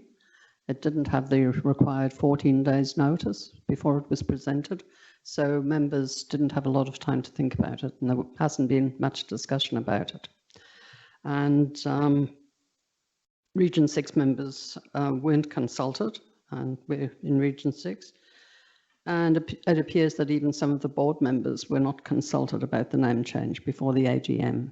The AGM was an online meeting. It was meant to be held in Victoria, but of course with COVID, it reverted to online. So I think a lot of information may have been lost in this whole process. So I don't think it will do any harm to go back with better information and enable people to be more informed and have more time to think about this particular name change and its ramifications. Thank you, Councillor Henderson. Councillor Schofield, do you want to speak to it? Councillor Littley? Thanks for that insight into the pace at which this came through to us, Councillor Henderson. I think that's very important. Yeah, people are smart enough to determine between the local government associations, but I look at that name from a professional point of view as a journalist, and I look at that and I know that within the media it would be mistaken time and time again, and it would confuse matters because, you know, media will cut things down, abbreviate them, and we would have ended up with LGA references and all sorts of things. So it's just the intent is there to have that recognition across all levels of government and really marry up with a federal government project. But I think Councillor Henderson has just enlightened us onto the fact that it may not have been thought through at that very high level. And I think that it's good to actually breathe and take a little bit of a step back and have a look at that. So thank you, Councillor Henderson. Thank you, Councillor Littley. Does anybody else want to speak to it? Councillor Robertson? Yes, Mayor. I think part of the issue with the status of the Murray-Darling Association and what's happening with the basin now is not unrelated to the issue of the Murray-Darling Association itself and its name out there. And yeah, I've obviously had some grassroots element that's put up this name change. It's not come from the top. Well, not everything needs to come from the top. To me, you know, if you look at it, you know, an association of local governments, I'm thinking to myself, well, I'm sure that media people will take that and have a field day with it too. I mean, when you stick the word "of" into a name of an association, you're in trouble. And to me, we're missing the opportunity to put local government into the spotlight on, you know, in terms of what's happening on not only the Murray-Darling, but also other issues very important to the nation, and to have it, you know, to have a profile with the federal government that they'll understand. They'll understand that Murray-Darling Local Government Association is just exactly what it says it is. But, you know, the Murray-Darling Association as it stands can mean anything to a lot of people, but it certainly doesn't raise the profile of local government. Thank you, Councillor Robertson. Does anybody else have any commentary on this? Councillor Kemp? Thank you, Mayor Jenkins. I mean, I'm not supporting this as one reason. We weren't asked to provide a new name. We were asked to either support or not support the change of the current name set by the association to go out. What happens internally, that's their business. If they can't get their act together and have their discussions and make sure everyone understands what's going on, there's nothing to do with us in that context, and it should not be into our thoughts as to whether we should vote or vote against something. When you're talking about the Murray-Darling Association of Local Governments, is that saying to me being a layman, that the Murray-Darling of local government is basically representing all local governments throughout Australia, not just the people in the Murray-Darling Basin area. Again, you can perceive and look at names and interpret any way you want. So I think we haven't done our duty of care by responding to exactly what they asked for. We've changed it. We're sending back a different message to them. We could have had a third motion with a name change as a recommendation to think about, not included in what we've asked. So that's why I'm not supporting it, because it's not what we were asked to do. Thank you. Thank you, Councillor Kemp. Any further commentary? Councillor Hales and then Councillor Mann. Thank you, Mayor Jenkins. Yeah, I first would like to thank Councillor Henderson for providing that, I guess, on the ground information that she has as our chosen representative to this body on City of Victor Harbour's behalf. I think I wasn't fussed either way on the first motion, but Councillor Henderson, as the person who represents us there, I knew she knew more, and she did. So I think it's always good to ask the question or go with those that have more knowledge than ourselves in these matters. I also think, putting on a different hat, when you're rebranding something, you want to get it right the first time. An organisation that rebrands and rebrands and rebrands, you know there's something chronically wrong with it, and therefore, whether it is the difference of an of, 2 letters, you want to make sure that you're going with exactly what you want for a long period of time. Outside of that, I think, just in responding to some of the other comments that have been made, it is a survey. They have asked us, do we support it, do we not support it? And we're saying we don't support it, and that we think a more suitable name would be this one. So we're just giving them more, I guess, more feedback, as much information as we can, which, if you're asking for information, surely you want what is useful information. It's still concise. It's not paragraphs worth. So I'm happy to support Councillor Henderson's motion on this matter. Thank you, Councillor Hales. Councillor Mann? All good? Does anybody else have any commentary? Councillor Henderson, do you want to close the debate? No? All right, I'll put that motion to the floor. All those in favour? And those against? That's carried, thank you. Actually, we'll have a, can we have a division? Can we have a division first before you go, Councillor Littley? Sorry, I'm calling a division. And only because we had a division on the first part of this. So all those in favour? Councillor, I'll just wait for Karina. Yep. Councillor Henderson. Councillor Schofield. Councillor Mann. Councillor Hales and Councillor Littley. And those against? Councillor Glasbrook. Councillor Charles.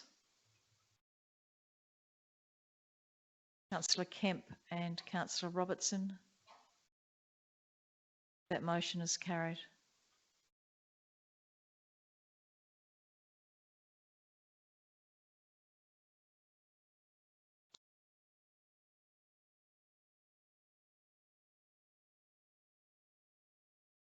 Do you want to have a 5-minute break or we want to keep going? 5-minute break? Hands. You know, have your hands up if you'd like a 5-minute break. Those to keep going? Come on, I don't know whose hands up or not. If we got hands up if you want a break? Okay, we'll have a 5-minute break. Come back at 1:15. Thank you. Sorry?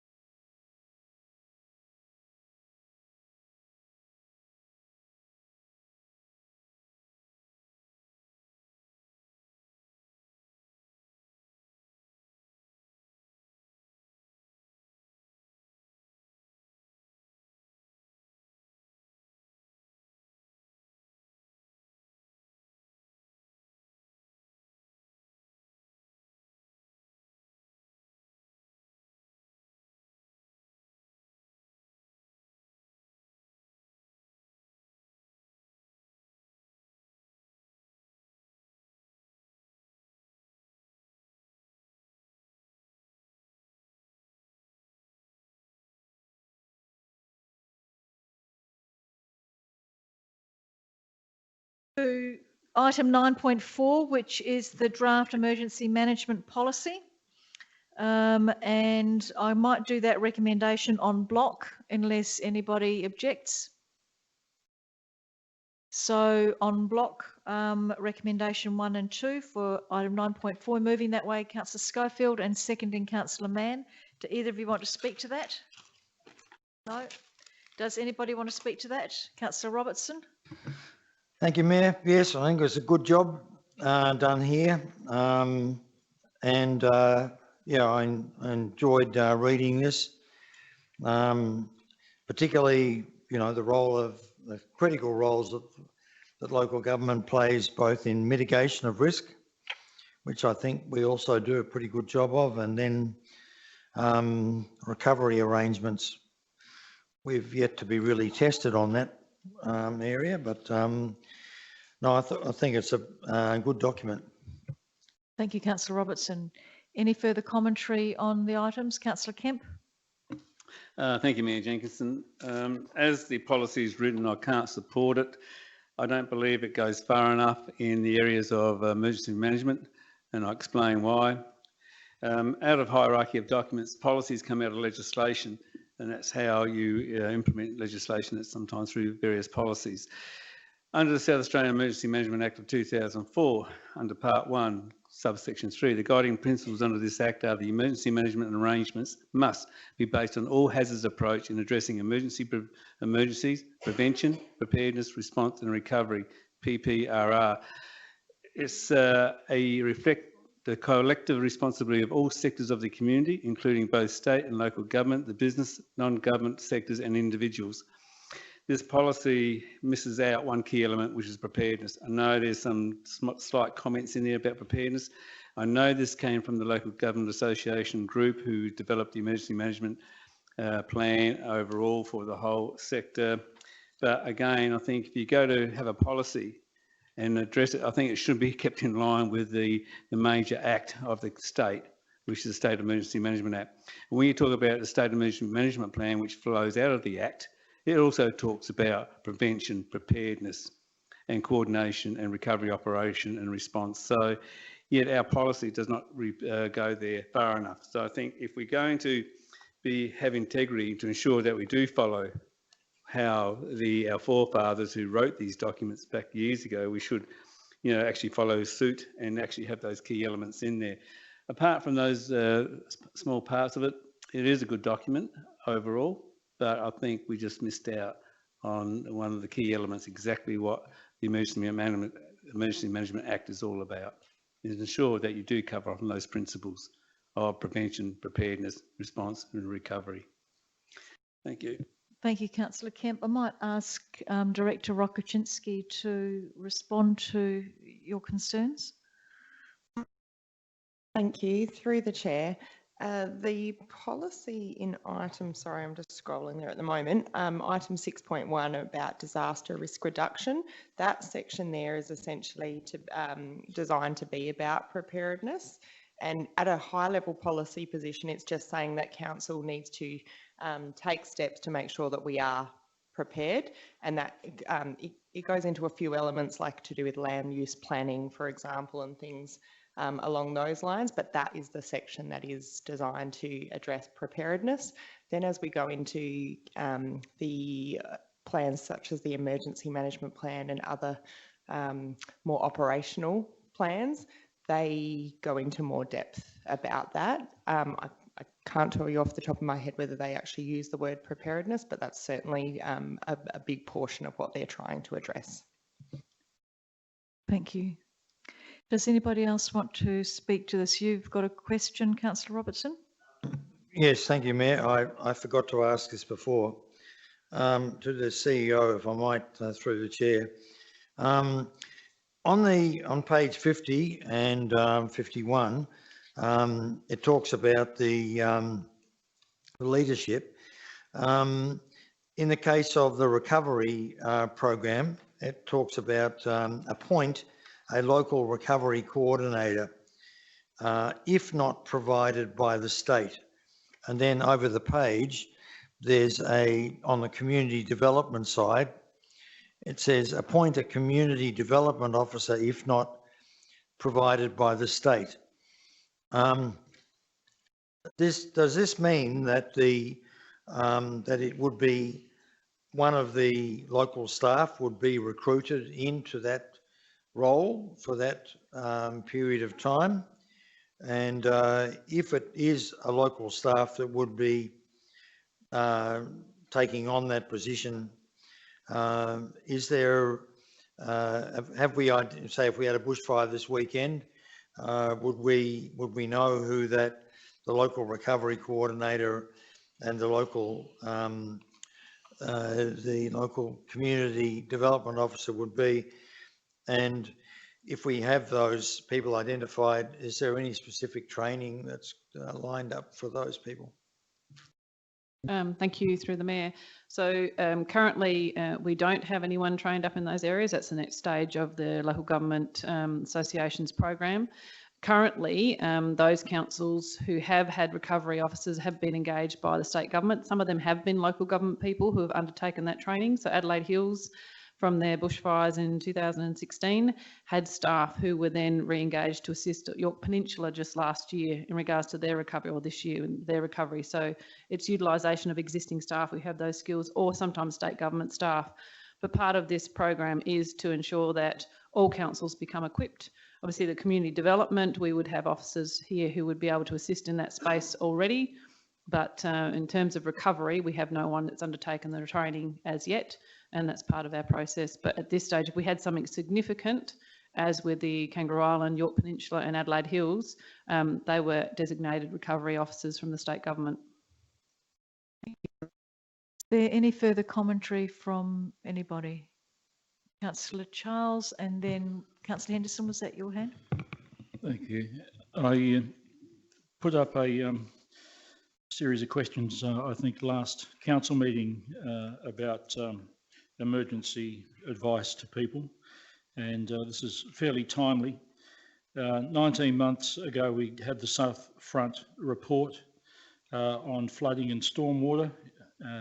That report's not been acted on at this point of time. 19 months it's sat there.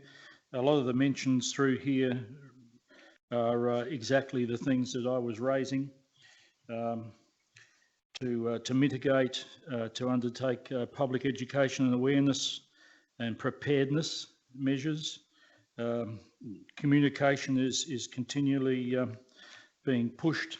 I won't take up too much time because I know that it's going to be a long meeting the way we're going, but I've also spoken to an insurance man today to counteract the comments made by Councillor Glasbrook, who said, well, once people know they're living on a floodplain or that their property is vulnerable.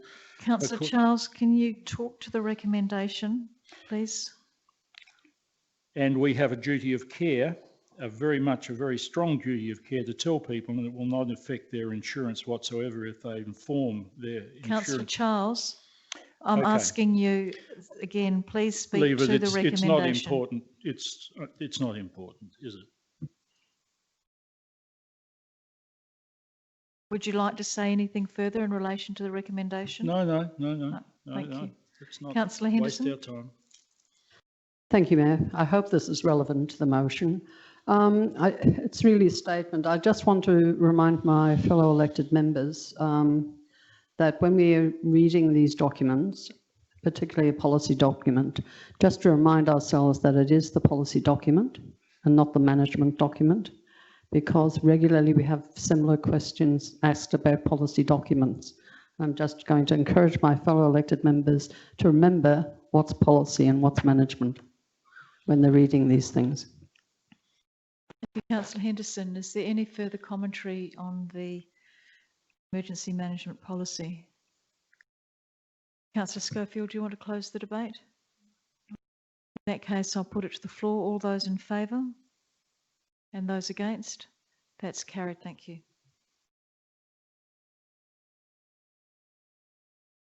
We now come to item 9.5, which is the Victor Harbour Coast Care member representative. And I will do the first recommendation first. the council member representative report.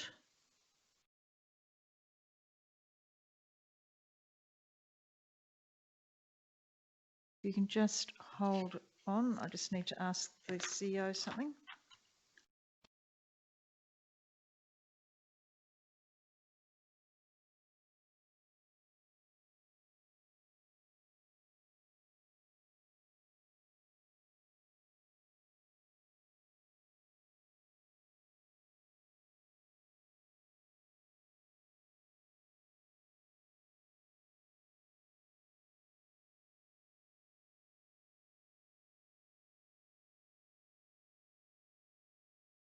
Thank you for that. The first recommendation is just receiving the report. Would someone like to move that way? Thank you, Councillor Schofield, and seconding Councillor Henderson. Do either of you want to speak to that? Does anybody want to speak to receiving the report? Councillor Hales? Thank you, Mayor Jenkins. I feel this is probably the most appropriate time to just mention or give some clarity around the fact that I have chosen to vacate this particular position due to the meeting night of the Coast Care Group. That clashes regularly with another commitment of mine that ultimately at the end of the day outweighs it. They're a fantastic group of people. I love the work they do, and they're a great group to work with. So I hope one of my fellow elected members takes up the role, because yeah, it's definitely, you'll get something out of it, that's for sure. Thank you, Councillor Hales. Does anybody else want to speak to receiving the report? If not, I'll put it to the members. All those in favour? Those against? That's carried unanimously. Thank you. We might go down to, first of all, see whether or not there's any nominations, because if there's only one nomination, we don't need to appoint a returning officer. So do I have any nominations in relation to the council member on Victor Harbour Coast Care?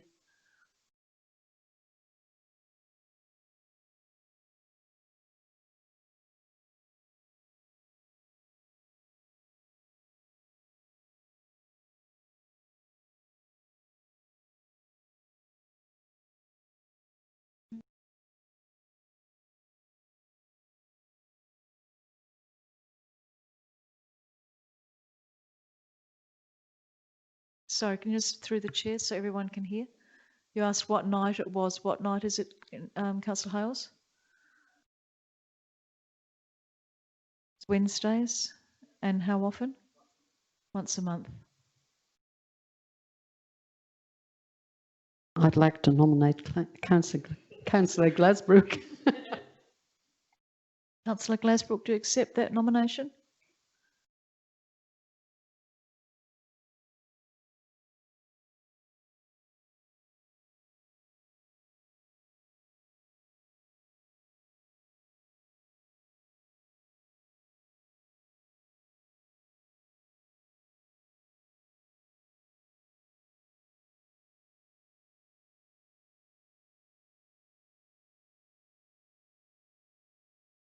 I know Councillor Charles was interested, I think, last year.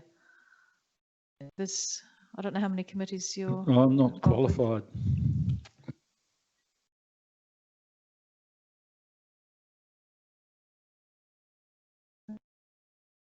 So are you nominating Councillor Glasbrook? You can't do that?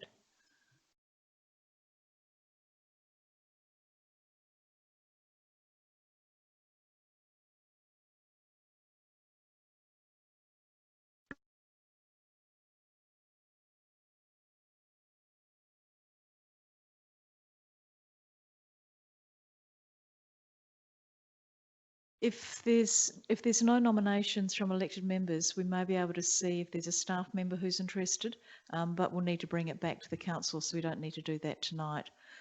So we'll move on. We just move on to the next. Just move on to the next item, and we'll bring this back with a staff member nomination.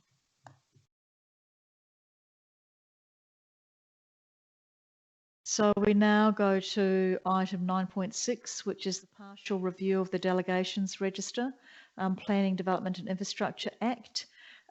So we're ready for the Planning, Development and Infrastructure Act.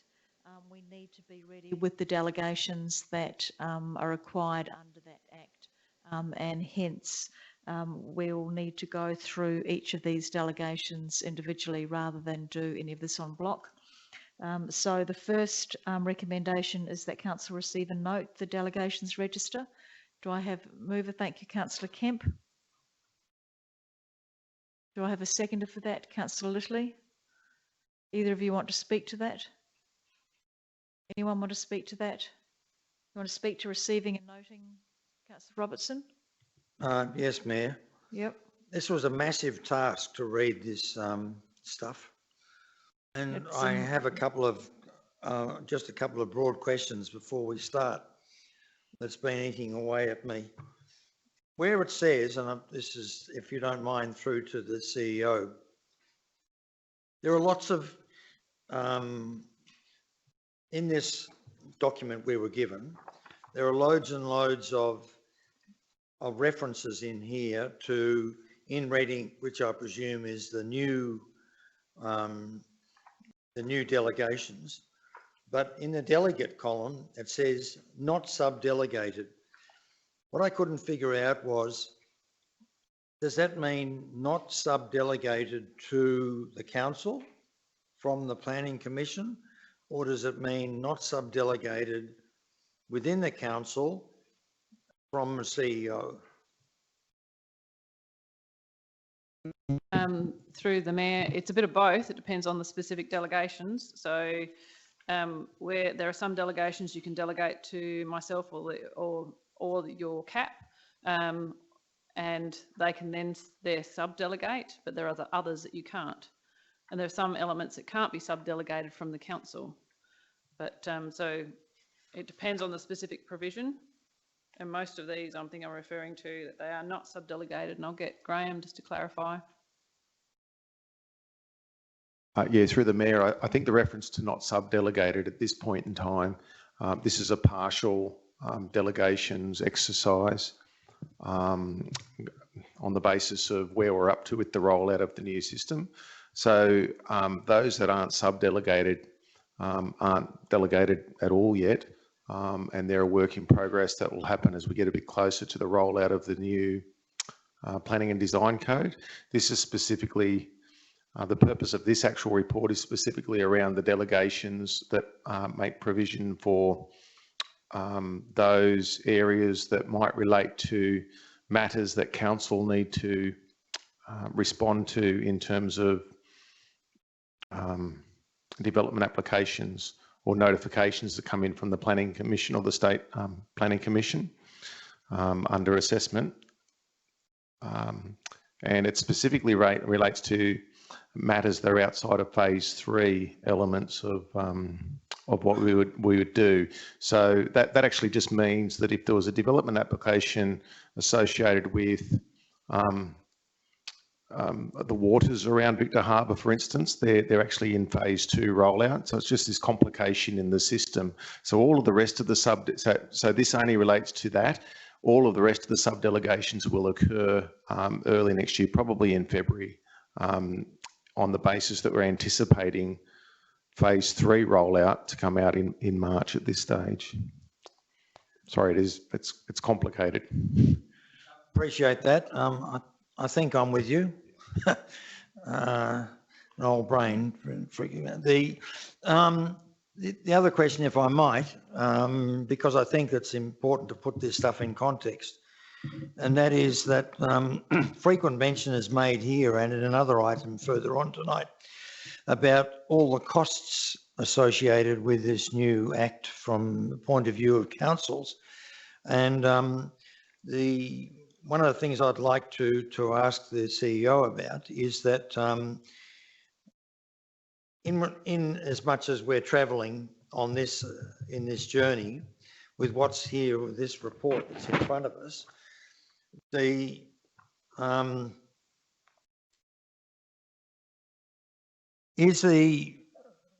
because in the next, I'm not trying to jump the gun, but in the next item on recommendations, we're basically going to revoke we're going to make a clean slate of taking the delegations away from the Chief Executive Officer. So my question, but just having that as background, my question here is that to the CEO through the Mayor, if I might, is that so far, what do you think about the process with respect to how much workload is being put onto, or potentially could be put onto, the CEO from this process? Through the Mayor, I guess just to clarify, yes, the revoking is revoking of existing delegations from the PDI Act that were put into place, given that that Act was put into place in 2016. And while we are still operating under the Development Act 1993, some elements had to be delegated for a short period of time. So they weren't this complex because there were various provisions that hadn't been enacted as yet. So it's sort of getting rid of those PDI Act delegations that were done back then and reintroducing these new ones now that we've progressed further with the implementation of the PDI Act. At the same time, your Development Act 1993 delegations are still in place because we're still currently operating under that Act. Second part of your question, yes, there's a lot of work because it's basically doubling up. We're lucky in a sense that we have a good system with our delegations register where we have a software piece that it's all put into. And it's supported by the Local Government Association, so we're working through that. But it's not just on the planning department, it's a whole raft of sort of changes that need to come through. It's just about, as I know you have spent a lot of time, trying to keep my head around what's going on, and not as a planner myself. I rely very heavily on the professional staff to keep me on track. So it's a considerable amount of work, and we're still looking at that work in terms of our IT systems as well for the electronic provision of applications, and working out how our IT vision software will be able to cope with those changes for a period of time until we upgrade our system as well. Yeah, and the third one, question, if I might, to the CEO through the Mayor, is that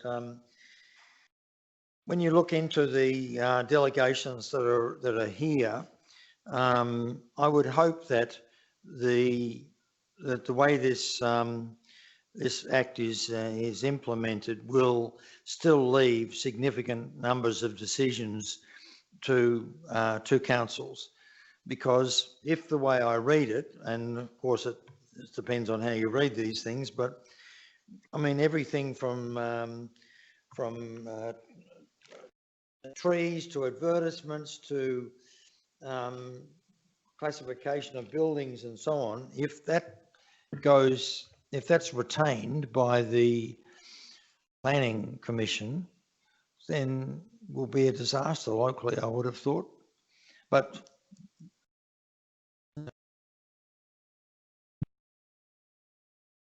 yeah, thanks. Through the Mayor, the delegations around certain specific aspects, categorisation and things like that, would be much the same as what occurs at the moment at an officer level through the CEO to myself, and then to officer level. I wouldn't anticipate that changes too much, nor even the delegation for determination, whether that's at assessment manager level, officer level, director level, or council assessment panel level. So I don't think those delegations will change too much to what exists now, albeit that it's within the context of a new framework or a new development code that it gets assessed against. So that's the critical change, it's the code. But those elements that exist that either categorise it or do various things at certain stages, those delegations would remain much the same. But those delegations obviously need to shift from one body of legislation to the new body of legislation. That's all yet to happen. And one final question on this. On the attachments that we got here, it mentions that there was an Appendix 23A and Appendix 23B. I couldn't find them in the documents I was given. Maybe I'm looking in the wrong spot, but anyway.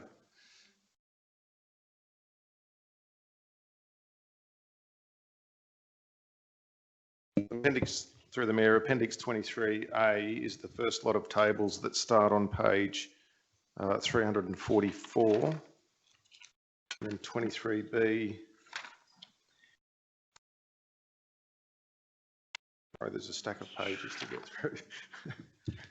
Through the Mayor, just to Is correct that, the further actual along. tables are Appendix 23A and then Appendix 23B. 23B are yeah. the tables. Yeah, correct. Yeah, I can see, yeah, I see Thank- now, Appendix 23A, yeah. And B is on which page, sorry? Oh, I'm still looking.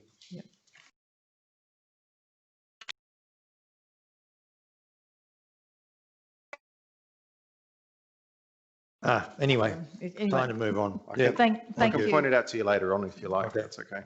Thank you. So we're still receiving and noting the delegations registered. Does anybody else want to say anything or have any questions? Councillor Kemp, do you want to close the debate? I'll put that to the floor. All those in favour? Those against? That's carried unanimously. So I now move to recommendation 2, and I'm not going to read these recommendations out in full. I'll take them as read. Recommendation 2, which is the revocations. Councillor Hales, you happy to move that way? And Councillor Littley, is that your hand up? Seconding that. Do either of you want to speak to it? Does anybody want to speak to it? All those in favour? Those against? That's carried unanimously. Thank you. Recommendation 3. Would someone like to move that way? Councillor Schofield moving that way. Councillor Hales seconding it. Do either of you want to speak to it? Does anybody want to speak to it? All those in favour? Those against? That's carried unanimously. Thank you. Recommendation 4. Councillor Henderson moving that way and Councillor Hales seconding that. Do either of you want to speak to it? Does anybody want to speak to it? All those in favour? That's carried unanimously. Thank you. Recommendation 5. Councillor Schofield moving that way, Councillor Kemp seconding that. Do either of you want to speak to that? Does anybody want to speak to that? All those in favour? Those against? That's carried unanimously. Thank you. Recommendation 6. Would someone like to move that way? Councillor Littley, thank you. And Councillor Schofield seconding that. Do either of you want to speak to it? Does anybody want to speak to it? All those in favour? Those against? That's carried unanimously. Thank you. And recommendation 7. Would someone like to move that way? Councillor Kemp moving that way and Councillor Hales seconding that. Do either of you want to speak to that? Does anybody want to speak to that? All those in favour? Those against? That's carried unanimously. Thank you.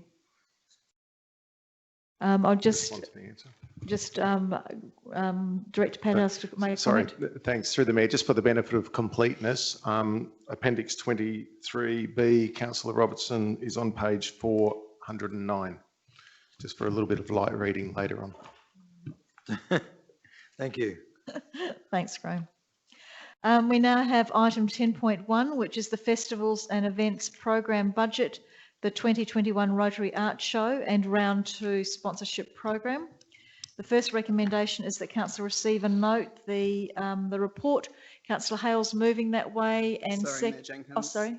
I'm going to declare a conflict of interest for this item as a member of the Rotary Club of Victor Harbor. I have a perceived conflict of interest and choose to leave the chamber. Thank you, Councillor Hales.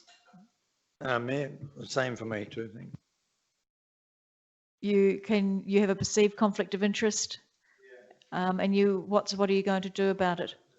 You're going to leave? I have a perceived conflict of interest because I'm also a member of Rotary, but I will be staying in the chair and exercising my right to vote if I do need to. So we come to recommendation 1. The council receive and note the Festival and Events Program Budget report. Councillor Mann moving that way. And do I have a seconder? Councillor Littley. Do either of you want to speak to that? Does anybody want to speak to that? Councillor Kemp. I'm not sort of speaking against the motion, but I suppose I'm asking a question on a budget line. The $30,000 that we put aside for these waivers of reserves and that's a revenue budget line where we budget for 30,000 and then we spend money against that by wavering off. So in other words, the council's paying itself again. Is that correct? Because if we didn't, we will have $30,000 less revenue coming in because we're waiving off those fees. But because of that budget line in there, we're actually not losing any revenue. We're actually paying ourselves to waiver off fees. So we actually, you know, it seems a bit of a oxymoron to me. Is that correct in the budget deliberation? Through the Mayor, it's not. At any line there is an income and expense. So if the expense is around staff time, around provisions of whatever that may be, resourcing, then it would be set against the income. So there is always an expense and an income. It's not just we're paying ourselves or contributing to ourselves. So, and just to clarify, in terms of this line, Graham, it's not just around donations, it's other projects as well.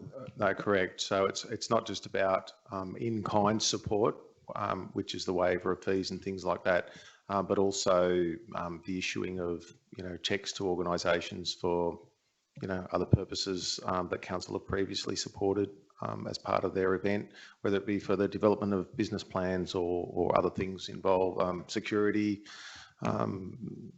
road closures, various other aspects that council supports when it considered the first round of event grants 2 or 3 months ago.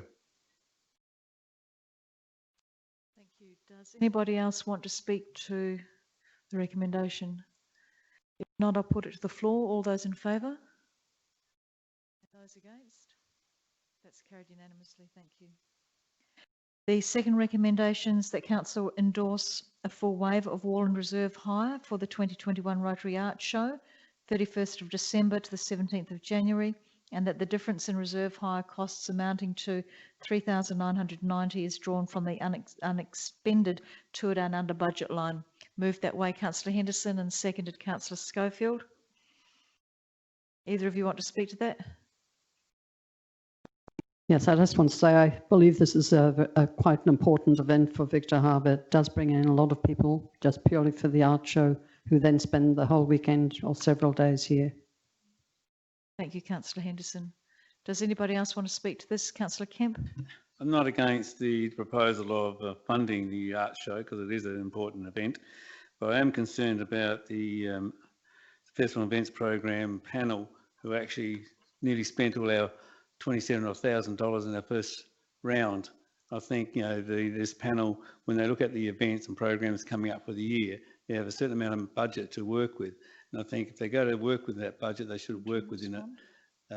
So I think we've got to be careful how we spend our money to ensure that we have enough money left for the year for round 2 without having to draw on other funds, because that's what we're doing, isn't it? Because when you look at the budget implications, we've virtually round 1 was 27, and now we're wanting more money from another area to actually start funding round 2. Am I correct in my assumption? Yeah, through the Mayor, following round 1, there was $27,000 allocated out of a $30,000 budget. So correct, there was $3,000 left over for round 2. It wasn't the panel that made the decisions, though. It was council that made the decisions, and you know, the balance of the funds was also put to council, and it was made known to council at the time that there leaves little left for round 2. But you're correct. Yeah, I'll stand corrected on the panel, and I take that back. But I guess the message here is to council as well that, you know, these recommendations that come from the panel got to be considered in better hindsight than, you know, just saying yes to everything and leave nothing to the future.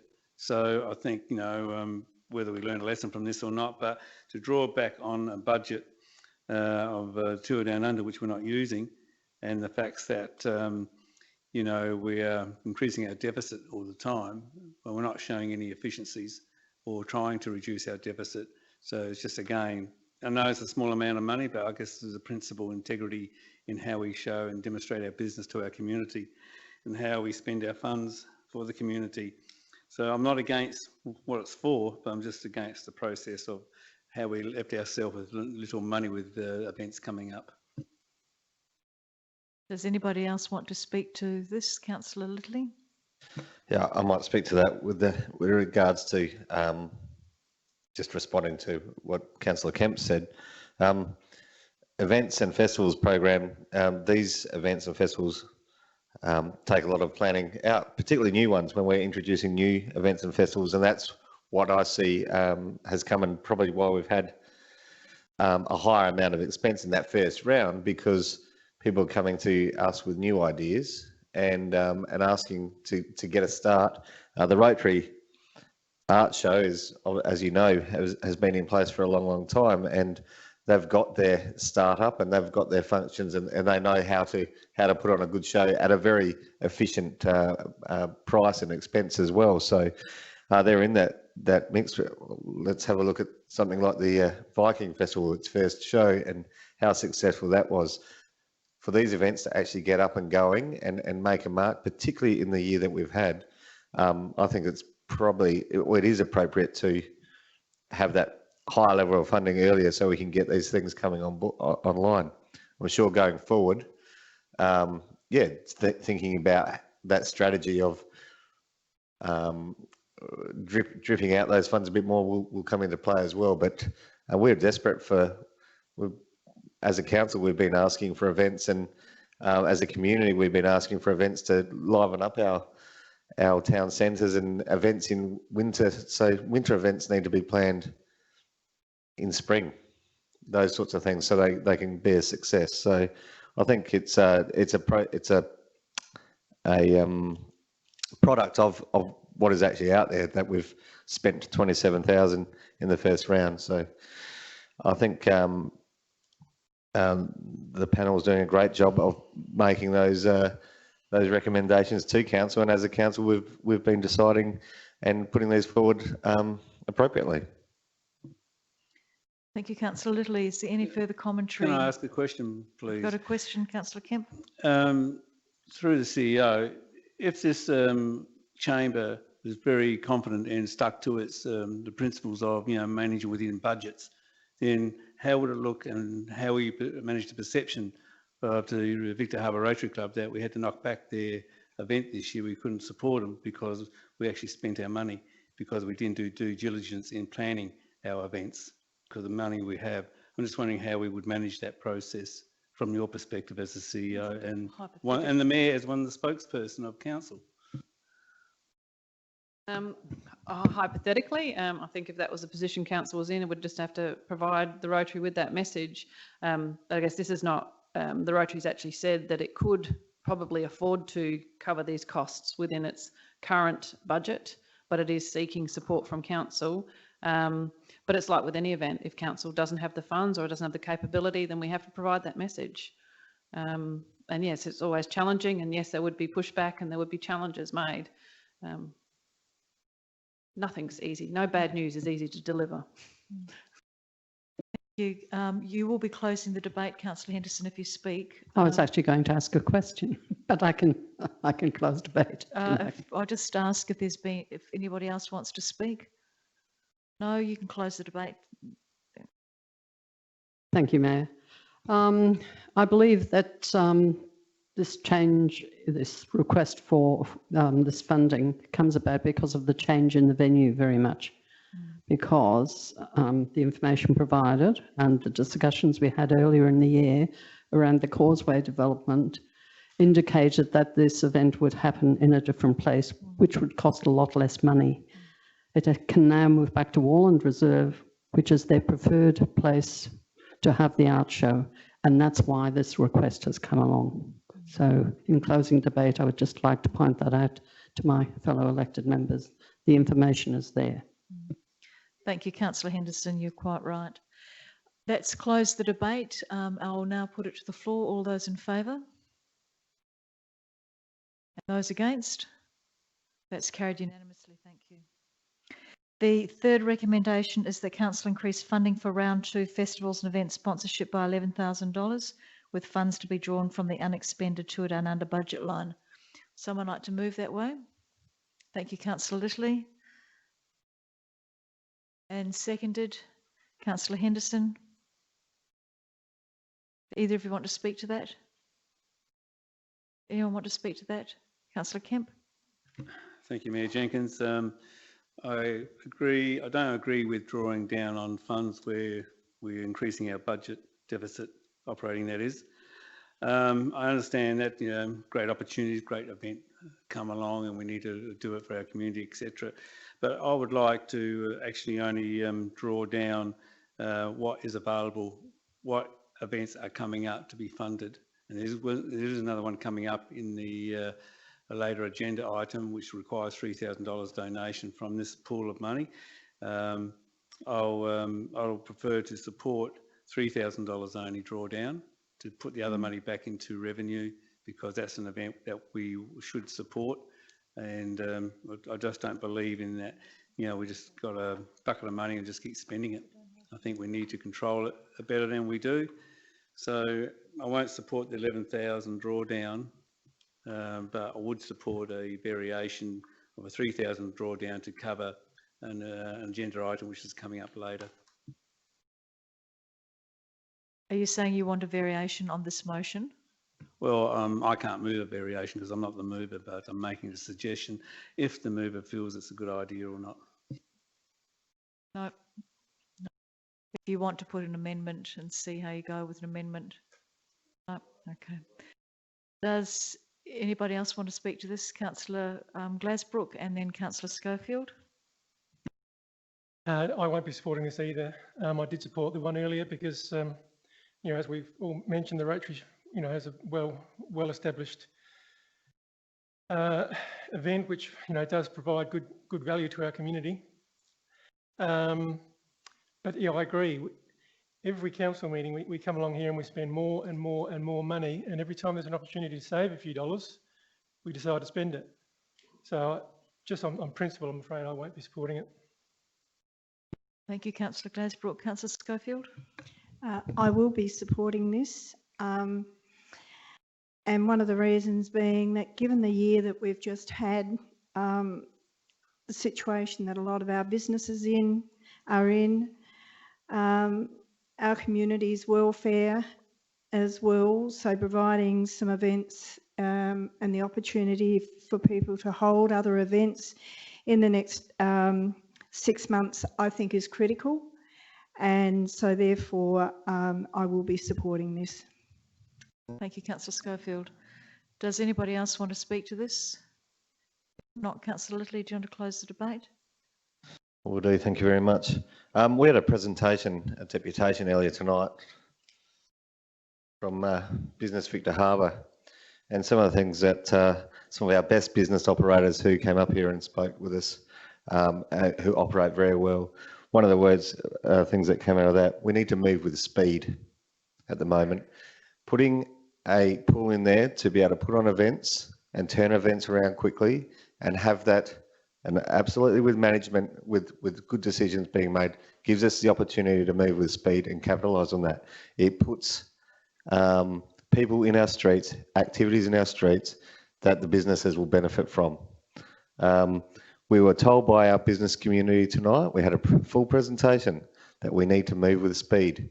The time is now to act and to celebrate our town, where we live and what's going on here, our surrounds, our natural environment.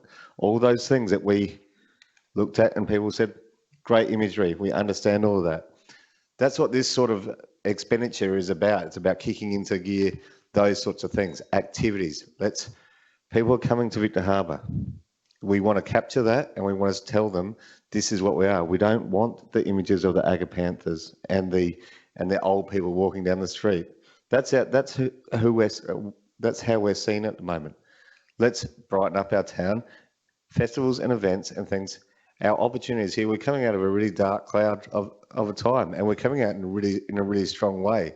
South Australia, Victor Harbour, the Fleurieu, we're stronger than pretty much anywhere in Australia as far as our ability at the moment to act and capture people.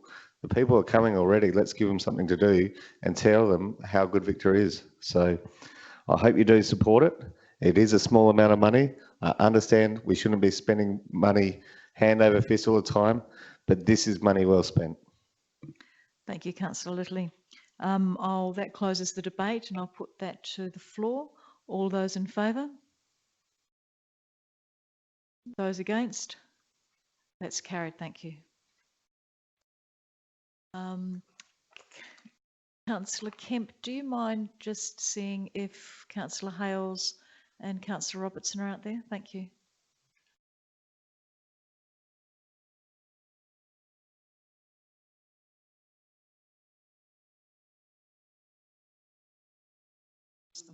Yeah.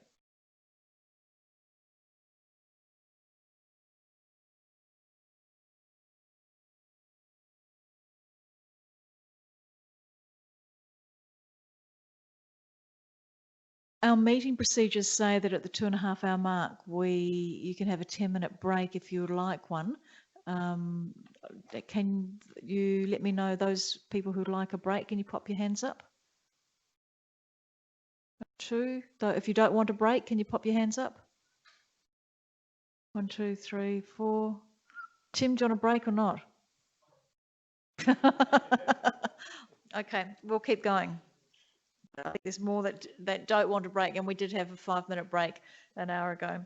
So we move now on to 10.2, Coral Street Art Space Business Planning.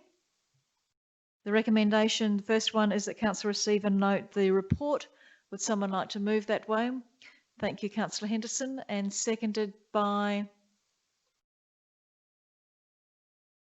Councillor Hales. Thank you very much. Do either of you want to speak about the report? Does anyone want to speak to the report? All those in favour? Those against? That's carried unanimously. Thank you. The second recommendation is that council commit to an allocation of $25,000 in the 2021-22 budget and $26,325 in the 22-23 budget to enable forward planning of an arts programming at the Coral Street Arts Space. Moving that way, Councillor Henderson, and seconding Councillor Kemp. Do either of you want to speak to that? Yes. Oh, sorry, Councillor Kemp. Councillor Henderson, do you want to speak as the mover first? Yes, thank you, Mayor. Yes, I think really this is not a lot of money, and it's really the bare bones of what we can do in terms of programming and planning on this sort of budget. The breakdown of the budget is there, and you can see it's quite a mean budget. But you know, if it can be done on that budget, all well and good. But it should be at least this amount, I believe. Thank you, Councillor Henderson. Councillor Kemp. I'd like to move, I can't move a variation, but I'll ask the mover to consider a variation that council will consider that amount of money in those years. Only reason why I'm asking for that, the mover to consider that variation is to, we don't know what's going to be happening in the future. We don't know what money will be available, what we can use. Other things may come available, which is a higher priority. This is not, to me, is a high priority. It's certainly one of the things that we should be looking at as well, but I think it's not one of the highest priorities in our community for this space to be committing money before budgets are deliberated on. And that's the principle that I think we need to discuss them. I think this can come to our budget bids and be discussed and not actually pre-commit, especially 1 or 2 years out. So I'm just up to the mover. Will the mover consider a variation? Councillor Henderson? No, I'm in favour of leaving the motion as it is. Because I believe we do know what's happening in the future. We're playing an arts and cultural space, and I think this is very important to our community. We've had well over 7,000 visitors in the first year to this space, and that was with COVID lockdown included in that time frame. Thank you. I'll withdraw my seconding the motion. You withdraw your seconding? Thank you. Does somebody else want to second the motion? Councillor Schofield? Like to speak to it? Yes, look, this has been on the agenda for some time that we've been planning. There is an expectation out in the community that we will follow through, and I believe now is the time to do it. Thank you, Councillor Henderson. Councillor Schofield. Does anybody else want to speak to this motion? Councillor Robertson? Yes, Mayor, I'm sure that at least this amount of money will be made available in 21-22 budget, and also a similar, if not more amount will be made available in 22-23. But I do support Councillor Kemp's proposal that we don't we consider these things into the future, but not try to build budget before it's time. Thank you, Councillor Robertson. Councillor Mann? Thank you, Mayor Jenkins. Yeah, no, I appreciate the views of my fellow elected members around if this was within our budget process, that it would be supported, or maybe we'd put more with it and as part of that process.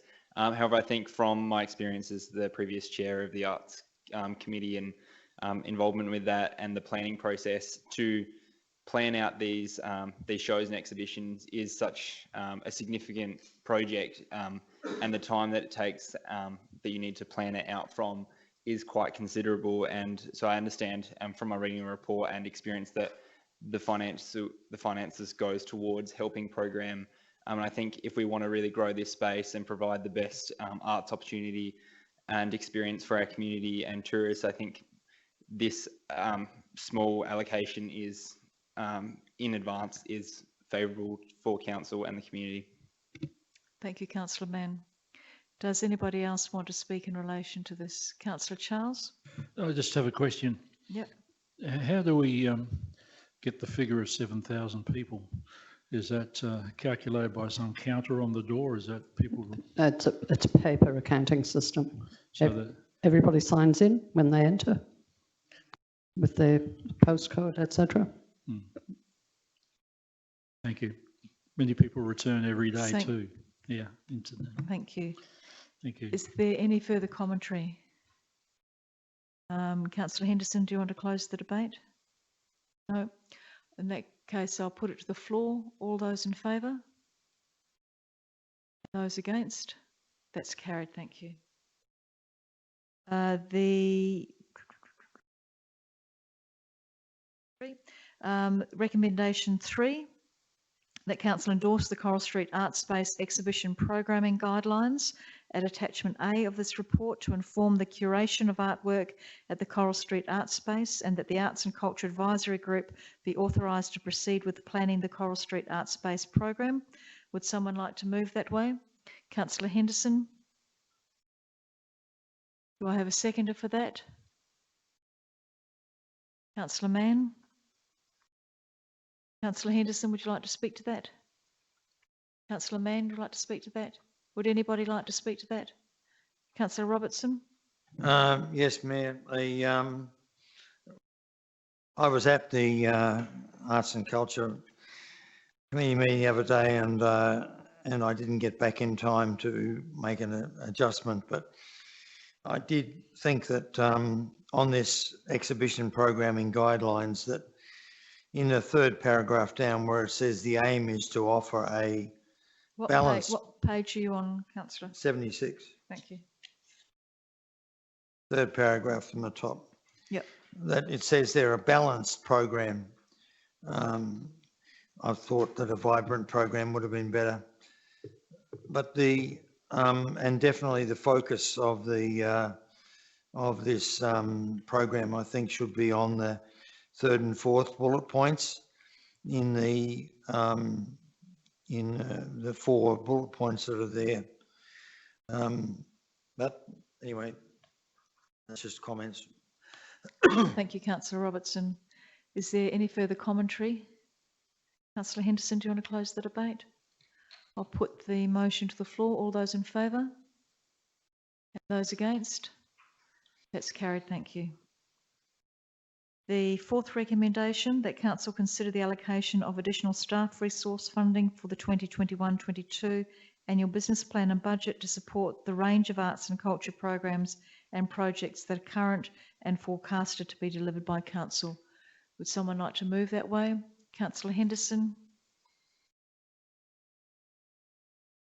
And seconded by Councillor Robertson. Councillor Henderson, do you want to speak to that? Just to say that I think our arts and culture facilitator does a fantastic job, considering the fact that we only employ her for 1.5 days a week. And I think we ought to keep that in mind. I don't know how she does it. Thank you. Councillor Robertson? Yes, Mayor, the additional staff resources, let's see how that goes. But definitely consider it, given that I'll be very interested, for instance, to watch out what happens in this coming 6 months of the last 6 months of this financial year with respect to the space being occupied also by the Visitor Information Centre and the Whale Centre. So, but definitely the way that the trajectory of what's happening is going, I think definitely consideration could be given. But I'm also concerned to see that this is the traditional way of dealing with this, put additional staff resources on it. But I'm very keen to see that coming out of this COVID restrictions issues that we've been dealing with, that we build up the local capability, the community capability to be able to support the arts and culture programs. I do agree that the present coordinator is doing a great job, but in the first instance, I think what we should be doing is really driving the process of identifying out of the community, particularly those who are engaged in the arts, that they step forward to be able to contribute to that.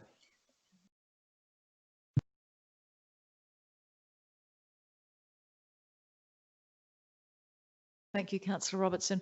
I just asked Director Pathouse how many volunteers we have working in the Arts and Culture Centre. He didn't have the numbers in front of him, but we probably have about 20 or so people that are regularly volunteering in that space, which is fabulous. I think your idea is very important. Do we have anybody else? Councillor Hales? Yeah, thank you, Mayor Jenkins. I absolutely support what's going on in Coral Art Space, absolutely support our coordinator. But this one, my comments here, I guess, are more in terms of our efficiency as a chamber. This motion doesn't really need to be a recommendation tonight.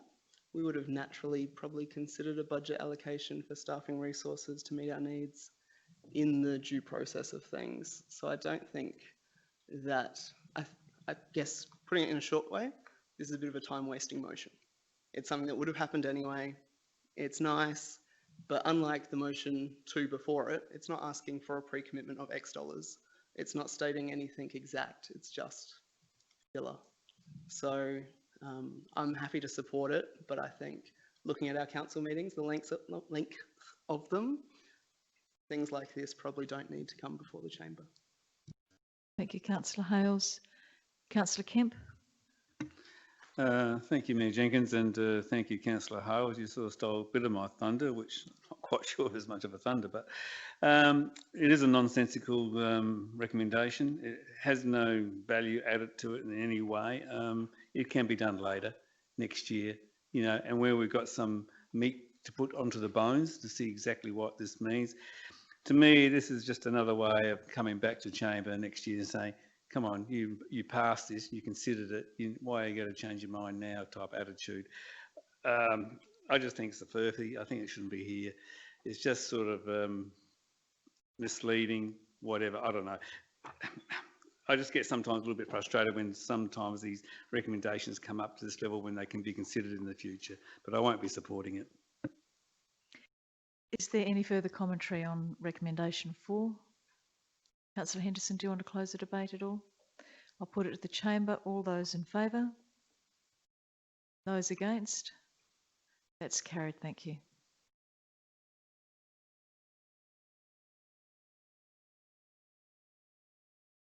We now move to 10.3, which is the crime statistics from SAPOL. I believe these have just come off the SAPOL website, and the recommendation is that we receive and note them. Would someone like to move that way? Councillor Littley, thank you, and Councillor Schofield seconding that. Do either of you want to speak to the receiving and noting them? No. Anybody want to speak to receiving and noting them? Councillor Robertson. Yes, thank you, Mayor. I'm just curious on page 78. They're murders. There have been no murders in Victor. Huh? Yes. Well, good, no, isn't it's not it? true though. It's not true. I mean, I can think of some very sad double murders that have taken place here in They're not in the last, the 3 years? 2019 report, 2019 to 2020 report. These have come directly from SAPOL. Yeah, I know, but we've had a couple of very tragic murders here in 2018-19 or 2019-20. Anyway, we used to get these kind of reports from SAPOL, also with the Neighbourhood Watch program when that was going. But I often wondered, the value of them in the sense that they're not really giving feedback as to. Well, you can see that what we should be doing with this data. Anyway. If you don't want to be receiving the reports, you can always put a motion forward to no longer receive them. No, they might get better. Yeah. So sorry? Oh, the CEO will comment on that. I think what you get is what you get. Unfortunately, this is basically an extract from the SAPOL website. All this information is currently publicly available. This report is coming to the Chamber as a result of a resolution from Councillor Charles wanting to have regular updates with SAPOL.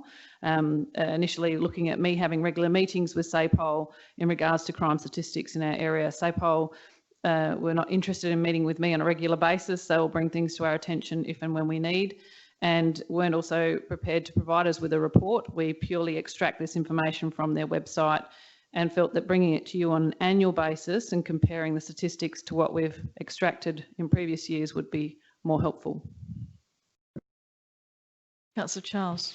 Thanks for that. I did bring this one up in the motion, and it was because I felt that sometimes we might find or glean some information and see how things are going. I think what's happening though is a lot of crime is not being reported. If people can't claim on their insurance or don't have insurance, I don't think a lot of the time it gets reported, so it can be rather misleading. I also put in a motion back in the last council that all elected members should be tested for drugs, but that didn't get through.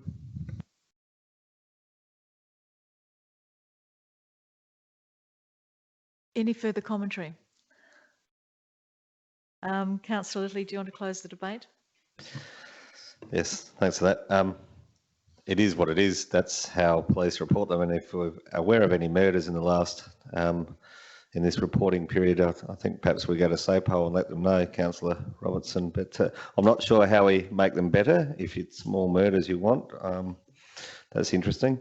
But it's useful information. This is useful information. It tells us how our community is moving around. I'm not sure about if people don't want to report the crimes. There's not much we can do about that. So I like the fact that we get these every year. As a journalist, they were always reported. I'm sure that the Victor Times gets this information up to speed, and they report on it and they run a story, and it keeps the community informed of something about what's going on for the police. It keeps a relationship with SAPOL as well. So let's receive it and move on with it. Thank you. And looking at the report, we're a pretty safe community when you compare it to other communities. So I think that's good, and it's good for the community to understand that. I'll put that to the vote now. That recommendation. All those in favour? Those against? That's carried unanimously. Thank you.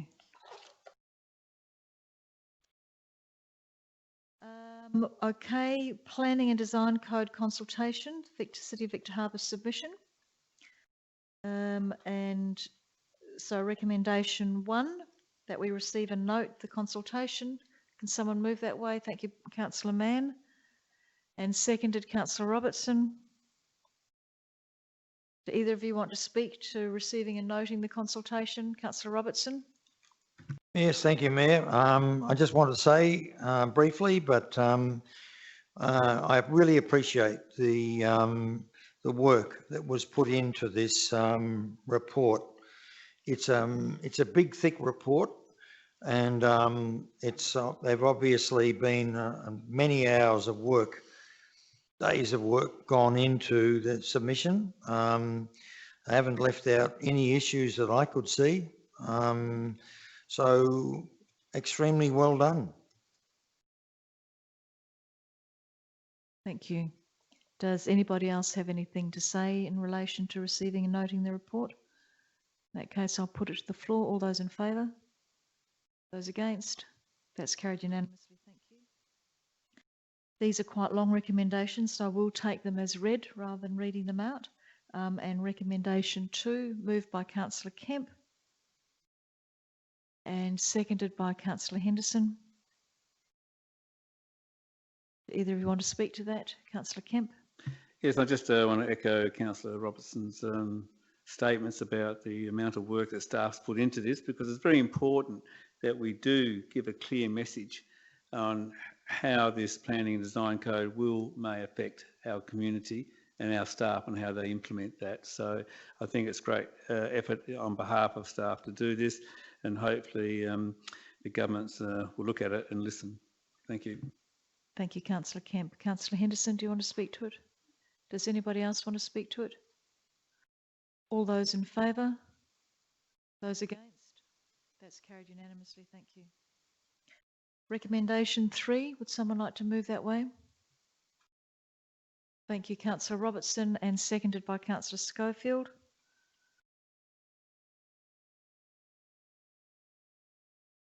Either of you like to speak to that? Councillor Robertson? Councillor Schofield? Would anybody like to speak to it? I'll put it to the vote. All those in favour? Those against? That's carried unanimously. Thank you.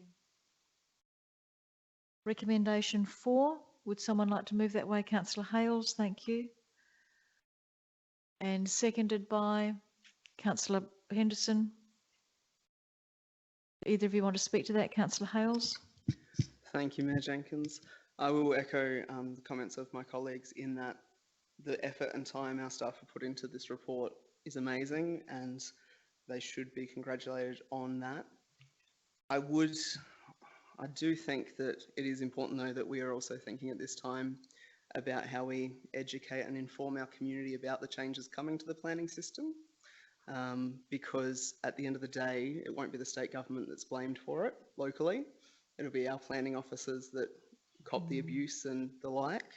Our community will blame local government. So not just the City of Victor Harbor should be thinking about this, but local governments across the state as a sector, because when the planning system doesn't work so smoothly, it'll be our staff that cop the bad end of that, and councils will be blamed for allowing developments to happen, when realistically it's not always the local council's decision, especially the more changes that are made to the planning system in our state over the last decade or two.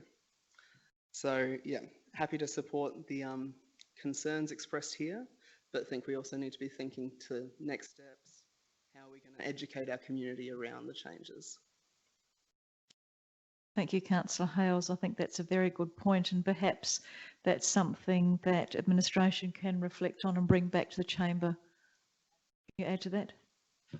Just through the Mayor, just to add to that, while we will be relying on the state government to provide us with some information in regards to that community engagement and education, we've already commenced a process with Business Victor Harbor, because they are keen to make sure that they can assist council in educating the business community or potential business investors in regards to the new planning system and how it impacts on their possible applications here in Victor Harbor. So if we can work together with Business Victor Harbor, I think that will go a long way in terms of assisting and educating from a business perspective. From simple residential one, again, there should be some fair information we can get from the state government, and we'll look to support our community in that too. Thank you, Victoria. Councillor Henderson, did you want to speak to that at all? Does anybody else? Councillor Robertson? Yes, just to reinforce what's just been said, I'd like to flag that the first bullet point, the first line at the end of it, of recommendation 4, and that is that I don't think it could be, it will be quite complex and resource intensive,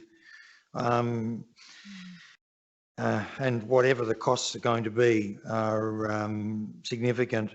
And then to bullet point 4 on the top of page 84 was exactly what I think Councillor Hales was referring to, and that the state government having put this process in place has a responsibility also to make sure that they do their bit to prepare the community and the business sector, and as to the changes that are coming, and where they feel that they can't get a broad enough message across, that they make budget available so that we can begin the processes of informing our community one chunk at a time. Thank you, Councillor Robertson. Is there any further commentary on the motion? Councillor Hales, did you want to close the debate? No, I'll put the motion to the floor then. All those in favour? Those against? That's carried unanimously. Thank you. 10.5 we've already dealt with. It's Sculptures by the Sea. So we now move to 10.6. And this is the RV update, and the remit from council was to bring the report back to this meeting. If somebody would like to move that way, Councillor Littley, thank you. And Councillor Kemp, was that your hand up? Councillor Kemp.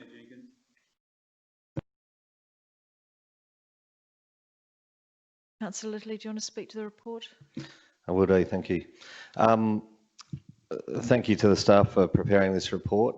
This is something that I know I'm not alone in looking at these issues and talking about the idea of recreational vehicle parking and getting this important part of the tourism sector into our town.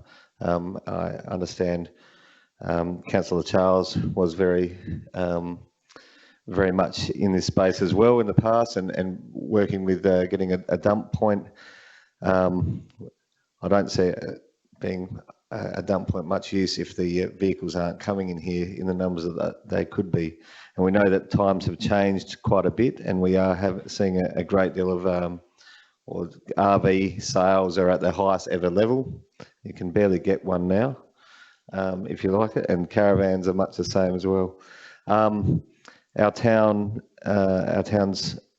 accommodation facilities for these types of vehicles and for caravan and camping type arrangements, they are going to be at capacity this summer and going into the future for quite a while, it would seem, as we travel this way. So the move here and what I see in front of us as far as recommendations go, I'm really buoyed by the fact that we're looking at some options.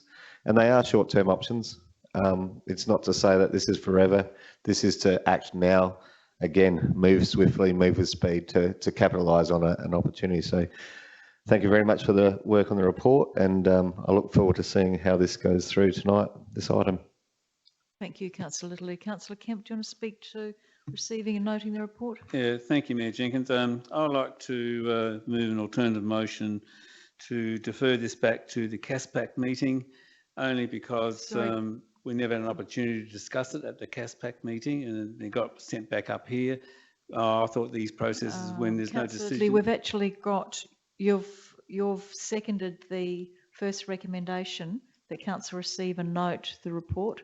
You're now moving a different, we are on that first recommendation. Yes, I know. I thought I could move an alternative motion to defer it back to CASPAC for a better discussion time frame than do it here tonight. Well, we've got a mover and a seconder on that original motion. So you can't move an alternative motion to the motion that's there now. If this motion loses, then you could perhaps offer an alternative motion. So you're foreshadowing an alternative motion? I guess that's the way it has to go, Mayor. That's fine. Well, that's the meeting procedures, councillor Kemp. Yep, fair enough. So are you still wanting to second this first motion? Oh, we'll receive the report. It's not a big issue there, but yep, I'll still second it. You'll still second that? Does anybody else want to speak to receiving the report? Councillor Glasbrook? Yeah, I would like to speak to the report really because I don't want to speak to each and every item that's coming up. And I want to just bring out a point that's in the commentary here, which mentions the land out there on the SA Waterland, out on the Ring Road. I'm particularly disappointed that that land has ended up as a Hilton hotel for some of the most expensive horses in the country. I think, still feel very strongly that that area would have been a great spot for an RV. I know it's alongside a noisy road, and I know it's fairly noisy, noisy road, I've already said that. But I've been to many, hundreds probably, free camping spots, and I can assure you that's by no ways the worst. It's actually quite a good one. There's quite often they're on busy roads, quite often they're near a train line where the train comes through in the middle of the night, and you know, there's lots of issues with them. But that's why they're free, in my opinion. That's why you don't pay for it. It's free. And yes, it does get some people down into the area. Although many of the smaller towns that are so desperate for these RVs are dying. You know, luckily Victor Harbor is not dying. We're still growing. People will come to Victor Harbor, whether they can stay for free or not. But you know, I'm still in support of it, of having a free camping area, but I'm not in support of what's being proposed here tonight. On the surface, it sounds great. You know, let's have all these things parked around through Victor Harbor. But the reality is, you know, things do happen. You know, not at the moment, there's not too many around because of the COVID, but there are these things called wiki vans, and I'm sure you've all seen wiki vans and the like. Tim, can I just remind you that we're just receiving and noting the report? Well, and I'm talking to the report. I don't have to talk to every single item that comes up. I just want to talk once and then I'll be quiet, okay? They will come and they'll see there's books, there's dozens of books out there of free campsites. It'll be in the next edition that you can camp to Victor Harbor and you can stay here and here for free. And I can assure you that within a very short amount of time, there'll be wiki vans and there'll be people in their trailers and they'll be in their utes and they'll be in whatever they can. And it's going to create compliance issues. You know, we're going to have to have people roaming around the place taking care of this situation, because they will be piddling in the bushes and they will be leaving their rubbish around and they will be washing their dishes and the water will be flowing out to the car park. I know in the perfect world you think that won't happen, but it's a reality that will be happening. It does happen. I see it all the time. You know, you go to camping spots. I went recently down up the Riverland to a free camp, and right on the river, beautiful spot. In the bushes and that around, there is toilet paper there from where people have been to the toilet and they've left the toilet paper there. That will happen. You know, and I'm not trying to be negative. I'm just trying to point out reality. These things will happen, and we're talking about these things happening right in our town and in bitumised car parks, really. So I do have serious concerns. Is that what we want Victor Harbor to be? And personally, I'm not sure that I do want Victor Harbor to be that. We also have to consider our caravan parks. You know, they are a business. I know we're trying to support all businesses, restaurants and cafes and whatever else, but we need to consider our caravan parks. I believe that if you want to have a free camping area, it should be out of town. If you want to be parked by the beach, or if you want to be parked where you can walk to the hotel, you should pay to stay in one of our caravan parks. That shouldn't be provided to you for free. You know, there are drawbacks with a free camp. That is why they're free. I'll come back to that again. You know, you don't get to park on the beachfront in a prime location such as Victor Harbour for free. And that's just the way it is, as far as I'm concerned. What else have I got? I think that's mainly it. There's other things that will come to me in a minute. I'll kick myself for not saying, but I think we need to think about this very, very, very seriously. As I'll say again, it's not what I want for Victor Harbour. It's a slippery slope. You might say it's short term, but when it's in that book, in 2 years' time, I'll be camped down there and the compliance officer will say, oh, you can't camp here. And they, oh, yes, I can. Look, it's in my book. It's in my free camping book. You know, there's lots of this. And wow, that's the first time I've got the bell just about ever. I'm very proud of myself. It's amazing. Yeah. Thank you for putting up with that. I appreciate it. Thank you, Councillor Glasbrook. Does anybody else have any commentary about receiving and noting the report? Councillor Robertson? Yeah, well, just in the vein that Councillor Glasbrook is not saying anything after recommendation 1. I'll do the same. I think it's great. Look, I think one of the issues of the 3 sites that have been chosen, each of them does have a public toilet next door. So I mean, people that want to go into the bushes, we could put signs up saying beware of the snakes. Maybe they won't go in there, but but I think they're smart. There are 3 smart locations in there. They've all got toilets in there. They've got the one down at the dump car park has got potential to put vehicles with caravans on them, because all the others, like the one at the Esplanade, which, oh, by the way, you have to pay for. It's a ticketing machine. You have to pay for it. You'll get booked if you don't.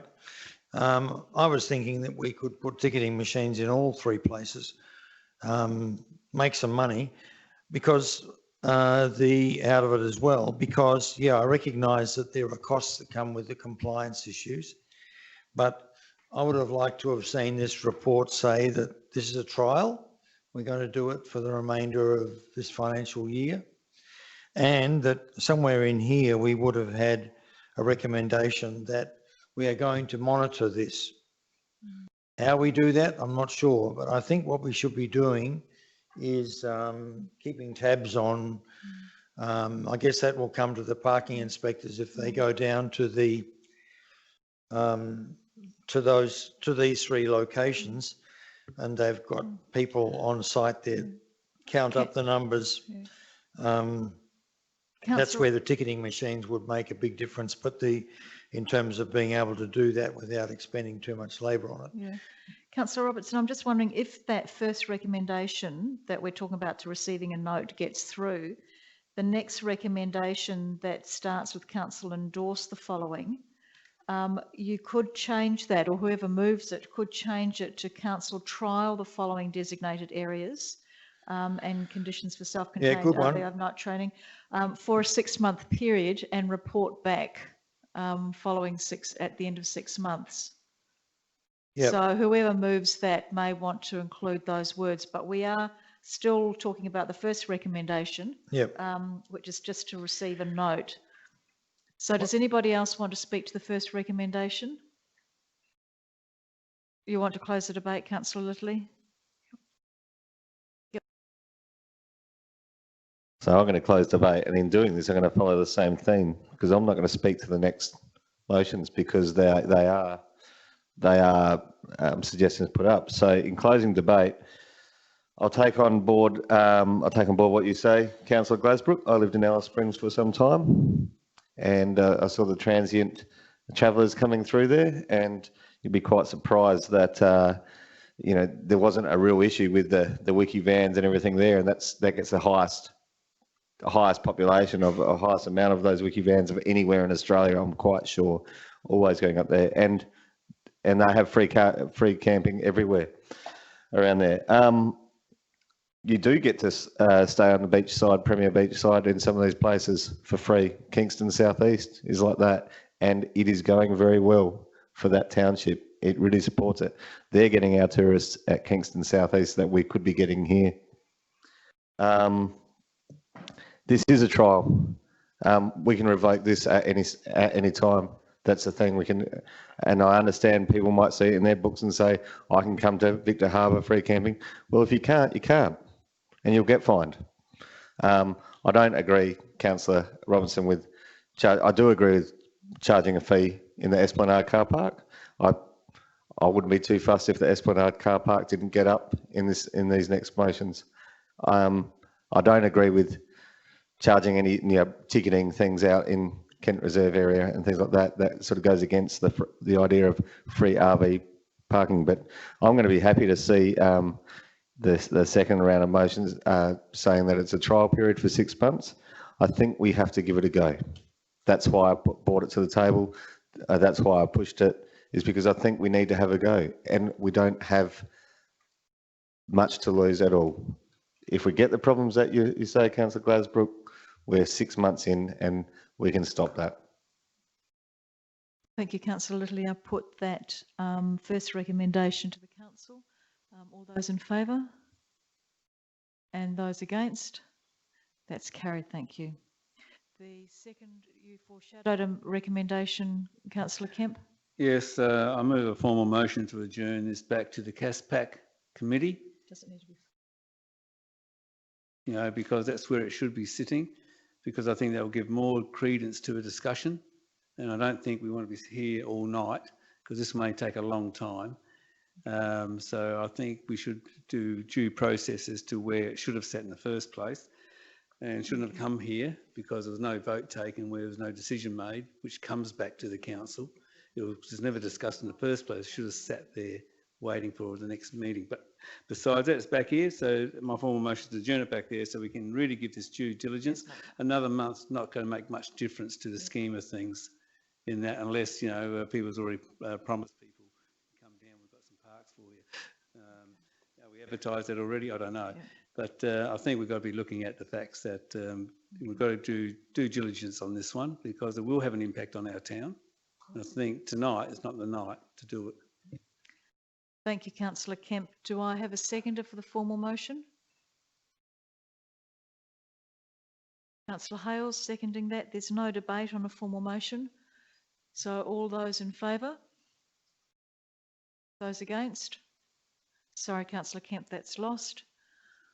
We now move to the second recommendation in 10.6. Councillor Schofield.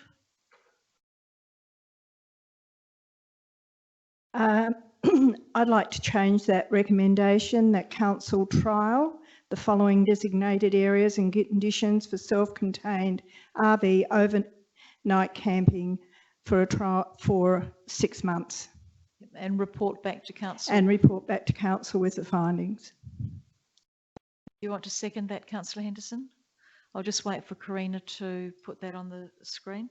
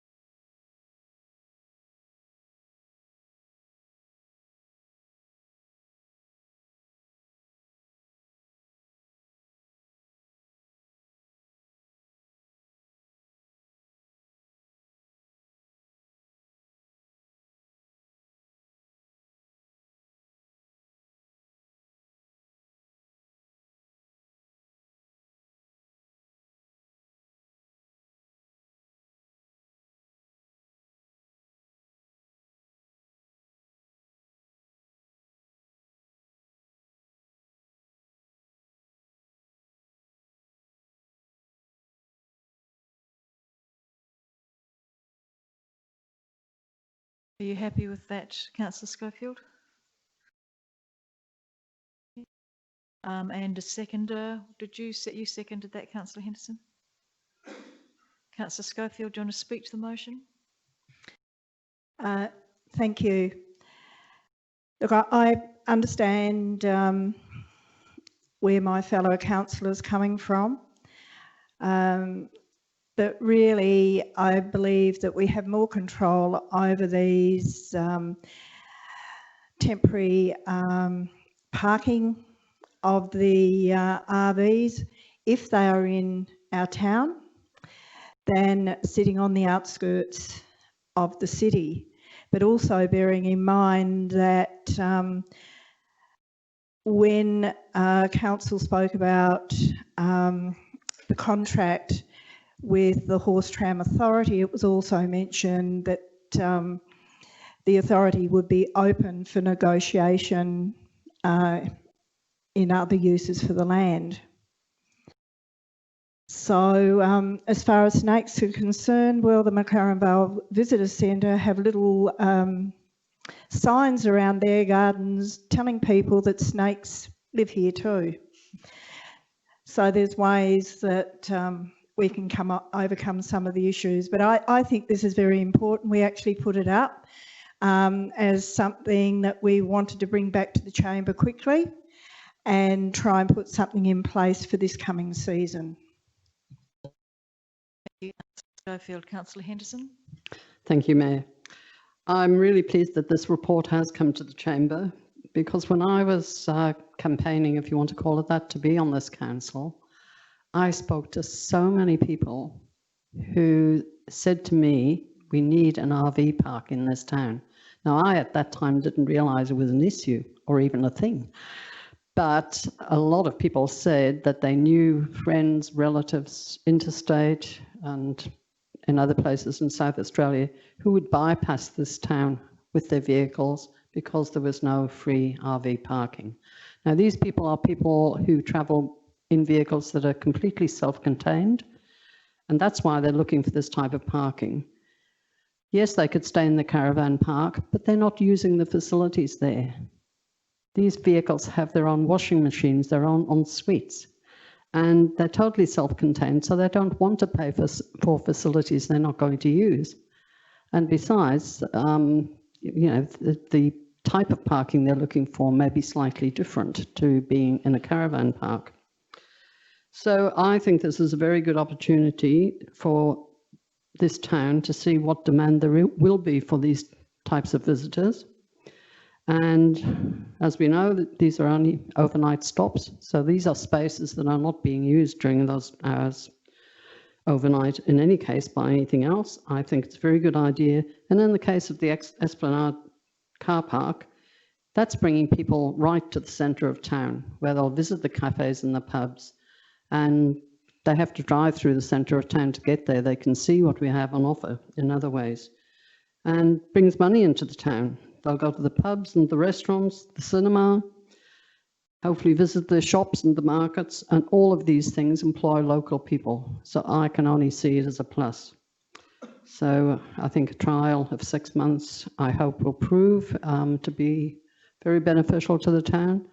And I do appreciate the concerns about litter and toilet paper, and that was something that crossed my mind. But I think the majority of people and visitors would be responsible. Maybe a very small percentage of people who are not. Thank you, Councillor Henderson. Councillor Mann. Thank you, Mayor Jenkins. Question then a comment. Just clarifying, is this recommendation for all of the locations, or are we doing it one by one? This recommendation is for all of the locations. Thank you for that. I guess, like many things that involve council and our decisions, it's mainly a balancing act. And I think in balancing all of the views that have been expressed by my fellow elected members and the views of tourists and locals and accommodation providers, I think I'd be in favour of one of these sites being a trial tested site, and that would be the Dump Beach, where it is hidden away. There's the amenities there, it's right on the beach, and it provides that experience.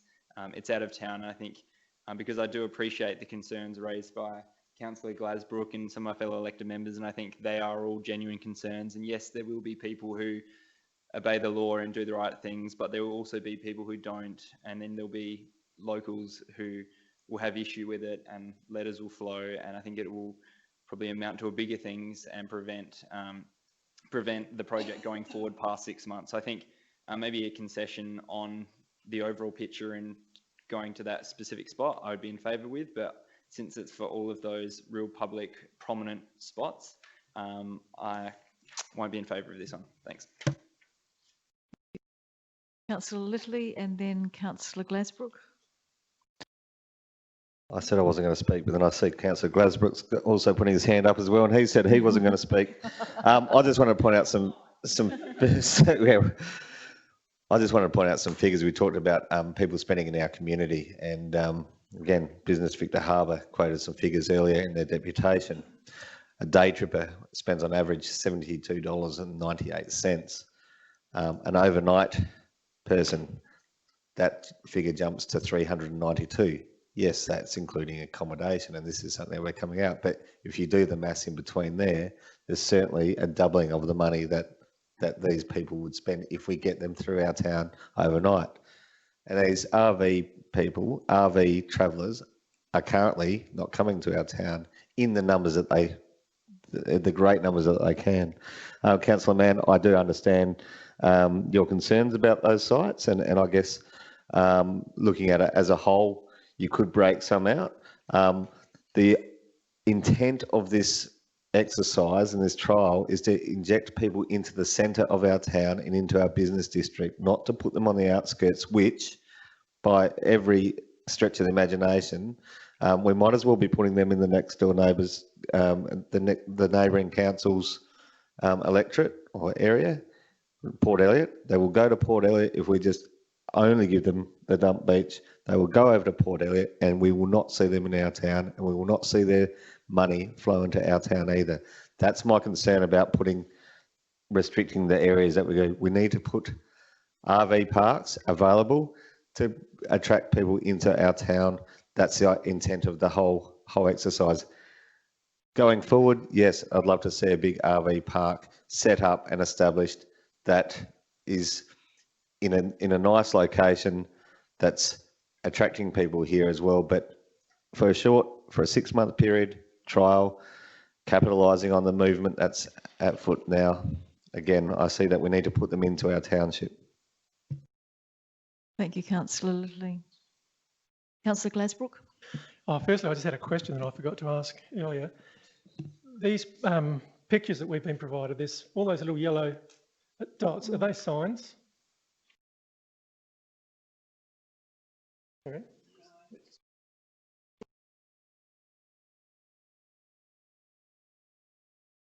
What are they?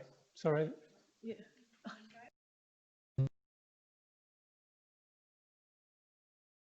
Don't know. I'm not sure what they represent. Oh, it could be. Okay, as long as they're not signs, I just had a no, that would make sense. Yeah, no, they were lights. signs saying either you can camp here, you can't camp here, or whatever. Because if They're that was yellow, the case, they're lights. Yep. they're lights. Okay, thank you. So I just wanted to clarify that I'm 100% in favour of a free camping area. I'm just not in favour of these locations. I wanted to really clarify that, because I can go on. I can tell you, one time I went into the men's toilets, and there was males and females washing their dishes in the hand basins. I've gone into the toilets and there've been people gutting and filleting fish in the hand basins. I can tell you so many things that I have seen in public toilets around these areas, and I can assure you that although they all have a public toilet in them, elderly gentlemen such as myself, when they crawl out of their caravan at 2:30 in the morning, look around and say, oh, there's no one here. Oh, we just duck over the bushes. Because that's what we do. Is that what you do? So, yes, it is. Yeah. So, sorry, just to clarify, I just got word they are lights. Maybe that'll help them see when they duck into the bushes. I'm not sure. But They might do. Might do. Have you finished, Councillor Glasbrook? Yeah, I think you've dug yourself into the bush enough. Councillor Kemp. Thanks, Mayor Jenkins. I've got a couple of questions and then I'll make a comment. Under the council bylaws, where the feedback from Kelly Jones lawyers talks about a road and a car park's not a road, and we refer to the bylaw saying that they go use bylaw 742 number 3 roads to actually allow this to happen. Asked a question of the administration, the CEO, then Kelly Jones lawyers comment is really that we can't use car parks because it doesn't comply within the bylaws of where we can make this decision. Is that correct? But it's a bylaw of local government land and roads, so I'm assuming they're referencing the local government land in that part of the bylaw. Okay, so there's a little bit of a confusion there, or maybe not very, it's a bit cloudy. The other one is competitive neutrality. If this gets up for the Esplanade car park, where we charge $6, isn't it not competing against our local car parks for the same views of beachfront facilities, of access to public amenities, which is certainly much cheaper than what you pay in a caravan park. So I know the commentary here doesn't say it's not being competitive neutrality against it, but I think in reality, if you're providing a free service within town, in close proximity of the facilities that these caravan parks have, I think you are breaching competitive neutrality.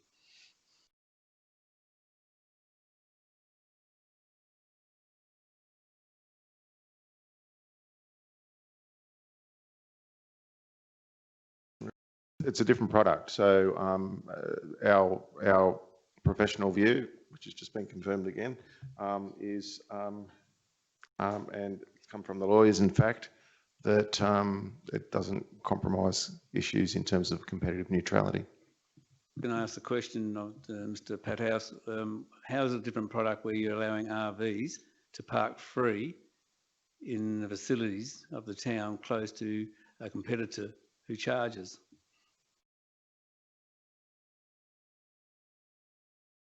The caravans aren't offering what the RV self-contained travellers are seeking. This is why we're having this discussion in the first place, I think.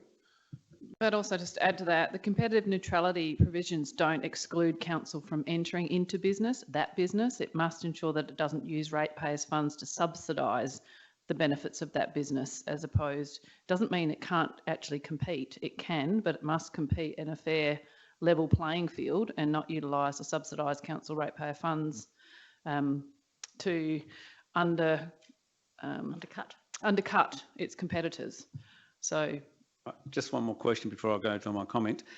If we're not charging per hour for the whole night of their use between 6 to 9 p.m, or sorry, 6 to 9 a.m, then why are we only charging $6 where we should be charging the full hourly rate for the whole night? So they're paying per hour while they're there. We're not undercutting by giving them a cheap fee. Again, that's why your creation of the bylaw, you're looking at a different use of that parking space for a short period of time. You're not providing just a parking provision. You're looking to change the use of that car parking space for that period of time. Thank you for the answers to my questions. My comment is that this is like rhetoric type information, because when the debate was flying around about an RV dump point, they said they'll come in their thousands if we had an RV dump point. Well, where are they? Now we've got to give them free camping inside the town. And they'll come in their thousands. Oh my goodness, do I have to come back here next year and say, after 6 months of this trial, if it gets up, well, sorry, we didn't see that many extra in here. They come here because they want to come here, because we have all these great attractions here, not because we've got a free parking area or everything like that. So, I mean, I think a 6 months trial, I agree in the sense that I'm not against RV coming here and utilising our facilities or coming to our town to visit and to enjoy themselves. But I think we've got to put it in the right context. And I think in the middle of the town is not the right place in using our car parks. We have an RV dump point out there by the information bay where there's plenty of good ground out there for people to park off the road in safety and actually enjoy their self-service facilities they have on board. They have an RV dump point, they can drop everything into, and then they can come into town, plenty of parking. You know, they can go to the cinema, they can go to the theatre, then they can go drive back and have a quiet night's sleep out there without interfering with our town. I have some concerns in some of the areas that where our community may be a little bit upset or something, they'll see parking overnight in Kent Reserve and the Esplanade and things like this. So I don't think it's a good trial. I think it's a bad trial. And I think we will have repercussions that will come out of it in respect of managing the rubbish, and that will come from this. Not everyone will, but there will be elements that will not respect what we have here. So these people, and why they do want free parking, and I've spoken to a lot of RV people who, you know, they do it because they don't want to spend money. You know, they just coming in, just want a free park because they want to sleep somewhere for the night and then move on the next day because they had no intentions of staying in the town. They don't need to stay for provisions, etc. So again, I think the locations is very important, and I think these locations are wrong for our town. It sends a wrong message to anybody around Australia, and especially if they do get logged into a, even though it's a 6 months trial, I think there is a better location to put it out by the information bay where we put the RV dump point, because that's what it was going to do. It's going to bring them all there, and they can just snip into town when they're required to do so. And here we are now talking about another location within the city limits, which I just feel is wrong, and I'm not supporting this at all. Thank you, Councillor Kemp. Councillor Lee, you've spoken. Have you got a question? Yeah, just a question to administration. Can you please familiar me with how many RV suitable car parking spaces we do have in town for people to just whip into town from out of town and park and spend some money in our town?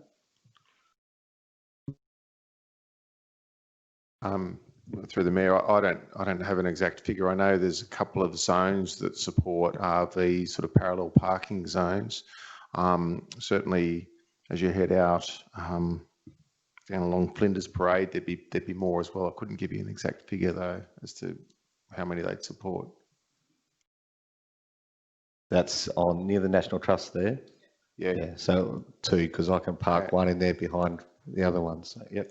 And along the Esplanade there, opposite Hotel Victor, along that stretch, there's a few spaces there as well that can support them.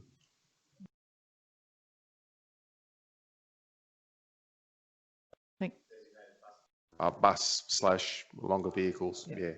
Thank you. Councillor Charles. Thank you.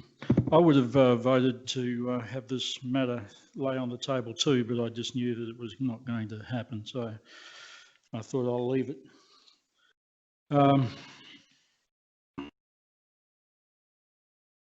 I went onto the CMCA website today, and I should have joined for $44, but I didn't. I didn't have time because I got dragged out to another job, and I thought I had time to do some things because I wanted to see what they're actually offering. Their website, where I can go, where are the dump points, and where are the rest of the facilities. And that's what I'd like to do before I make a decision on this one way or another. I think it's what everybody in this room should do. I think we had some sense spoken to us by Councillor Mann, who looked at it from a refreshing point of view. I believe, or wonder, that we've asked the caravan parks. I think we've asked the caravan parks for their opinion. Because I know that Andrew at one of the caravan parks wrote a letter to council, and I'm wondering why that's not here in the agenda for us to see, because he made many good points. Now, the other caravan park at which we own, and of course we lease, this year had a terrible year. Easter was blown to buggery, and the schoolies was cancelled, and they paid $140,000 back to schoolies in refunds. They charge some $37, I think it is, to take a vehicle in there for the night. I'm sure they could come up with another arrangement if they wanted to, but it would depend on their seasonal arrangements, I think. I know, and everybody knows, that people that are in these vehicles, many of these vehicles are, you know, up the $100,000 mark. I know that there are over 700,000 registrations of caravans and RVs in Australia. There's actually probably 750,000 by now because it's gone up 3% or something or other. It's all there in the Bureau of Statistics. I know that what I did find on the CMCA side is they brag they've got 70,000 members. That's 10% of the ones that are out there. That's really hardly a big group. And I know that in caravan parks, as soon as I put a digital lock on the ablution blocks, the information gets spread out very, very quickly to people who want to walk off the beach and use them, whether it's at Carricalinga, or I should say Normanville, Port Elliot or wherever, and people will come off, whether they're staying there or not, and use the facilities. And yes, people will get the idea here. I thought we had a lot of dress circle areas in Victor Harbour. And I think that the residents who are paying top-notch rates will be really delighted to have people stay within earshot in some cases, except for the beach, that one that you mentioned, I'm trying to think of Boomer Beach or Dump. This is a dress circle town. We're not really, or I'm not looking for a dog's dinner gypsy camp. And that's what some of them are going to turn out to. People, look, I live near Tock campsite. And when kids are there, there's constant noise, they're having fun, they're yelling like in the schoolyard. You can sleep with that sort of thing going on. But when you've got adults staying there, it's silence, and then someone tells a joke and there's laughter, and it's silence again. And it's that which wakes you up. If these people are going to be playing some music, and some will, there'll be doors closing, opening, there'll be conversation, there'll be laughter, then there'll be silence. They've got washing machines, they might choose to do their washing and hang that out on the line, put out the old annex. Have we got much to lose? What have we got to gain? We've got a lot to lose, we've got a lot to gain. We've got these prime locations, and we're going to have these people come into town in the hope that they're going to buy a coffee after 6 p.m. or have a meal. As Councillor Kemp said, in actual fact, they are fully decked out. You know, we're not expecting them. Oh, how much time have I got now? Not much. I would like the answer to my question, please, though, as to why we haven't got the information from Andrew at the caravan park to make a decision on. This is really a concern to me. We need to talk more about it without the constraints of bells and being able to quickly rebut something rather than in council process. $1 Million Homes, Early Beach put one of these in, they pulled it out. There was 2 caravan parks in town, they removed it, checked with the council. Early Beach said, no thanks, we don't need this anymore. And I'm afraid I've lost my place, but I've got no more time left anyway. But can I have an answer to that question, please? Through the Mayor, I'm not aware of the information. I haven't seen anything come in from Andrew Chapman, I assume you're referring to. I wasn't aware that there was any consultation undertaken with him. If there is information, I can follow up. But again, I think members need to go back to the remit from the chamber was to work with the caravan camping organisation to find some possible sites to bring back to you for the December meeting. It is purely up to this chamber as to what it determines. And there are options for you, and what if you're not prepared to make a decision tonight. Councillor Robertson. Yeah, just briefly, I think these are 3 really good locations. There is no one living in Cooee of these places. There's toilets there. They're great locations that advertise our town. The Esplanade one might encourage some of the businesses in there to actually open their cafes before 10 o'clock in the morning because they'll have an audience. And I think that the other thing that's got to be realised is that when people will come along to occupy those parking spots that are available, they're not going to be putting up with the next door RV making a lot of noise or being a general nuisance. There's kind of a, you know, you don't want it to be in a situation where you're got the anger of a whole lot of your neighbours. So to me, I think we just got to get out there and try this stuff. And yeah, it might be messy for sure. It'll be messy 1 or 2 nights of the year. And but to me, let's get on with it and try it. There's 3 good locations where you're minimising the risks of things going wrong in all 3 locations. Thank you. Councillor Charles, have you got a question? Yeah, I have to make it a question as well. I forgot to say before. Would it be possible to do a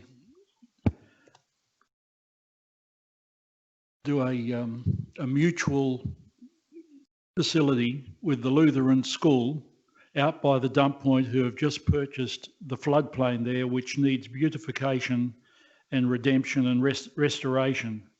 We've got trees planted around that roundabout, which are growing beautifully, and it was just a barren area. Yeah.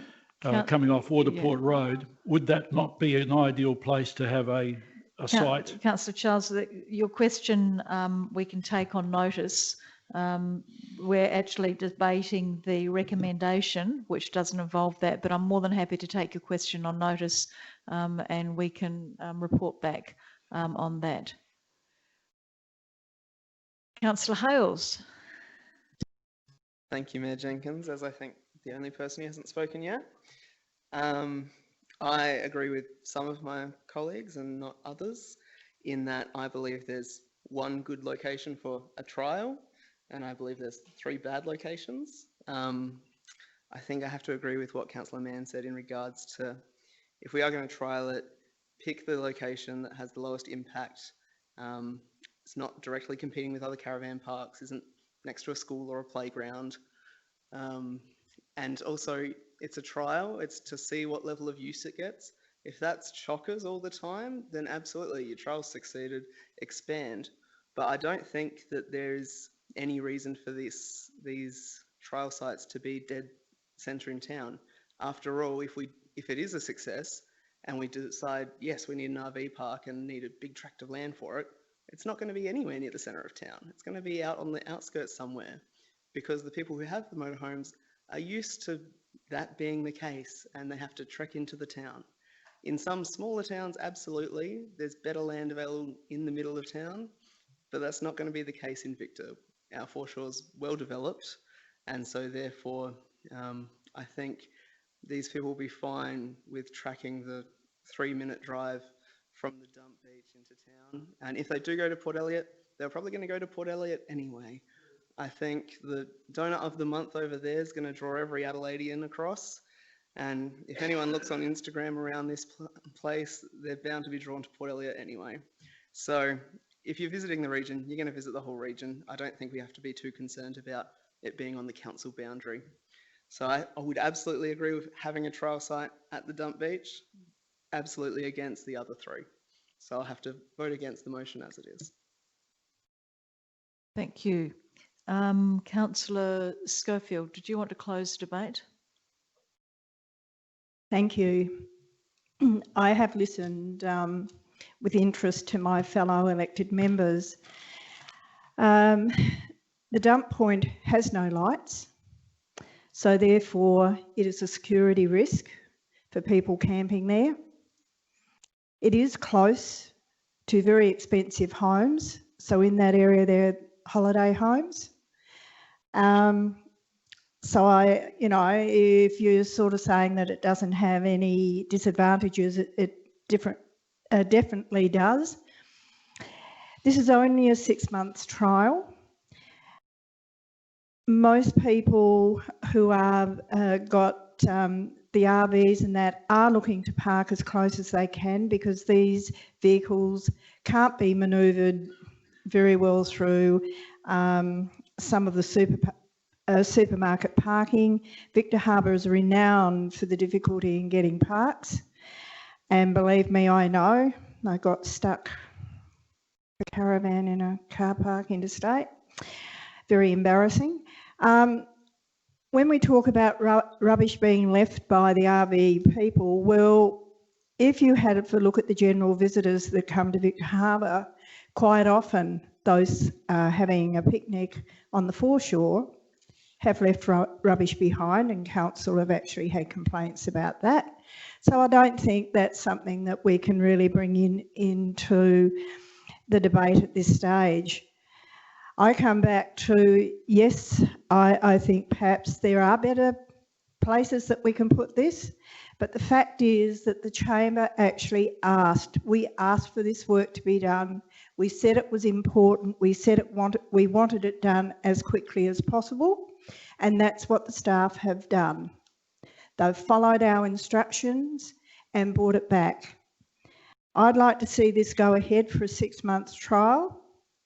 I think it's important that we do, and it works in with some of the strategies that we've looked at in our development and our business plans, and it works in with Business Victor Harbour. But this decision is yours, the elected members in this council. But I would urge you to think again at the opportunities and really look at the options in each one of these, because each have the good points, and I'd be a bit concerned in going to the dump at night after I've been out for dinner, parking in that area with no lights. There's no security.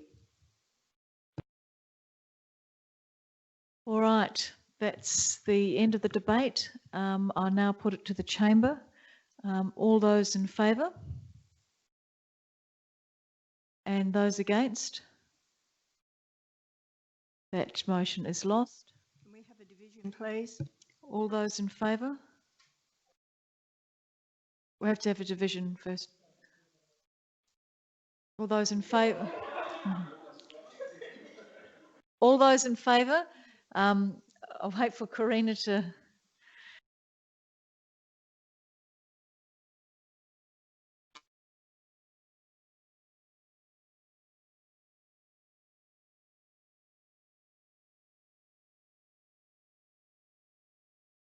For Councillor Litterly.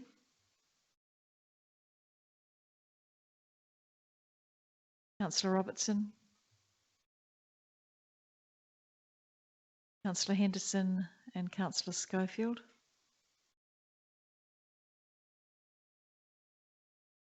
Against? Councillor Mann. Councillor Hales. Councillor Glasbrook. Councillor Charles. And Councillor Kemp. That motion is lost. Councillor Glasbrook. Would I be able to move part 4 as an individual motion, the one in regard to the dump beach, as being a trial for 6 months? I'd like to do that if I could, please. So you'd like to move that the council trial the following designated area and condition for self-contained overnight camping for 6 months and report back to council, and part 4, which is the dump beach. The dump beach, yes. Yes, because I was intending before the meeting to vote in favour of that particular site, because I felt that was an appropriate location. And yeah, I don't need to say any more. Second that. Thank you, Councillor Litterly. Just wait for Karina to catch up.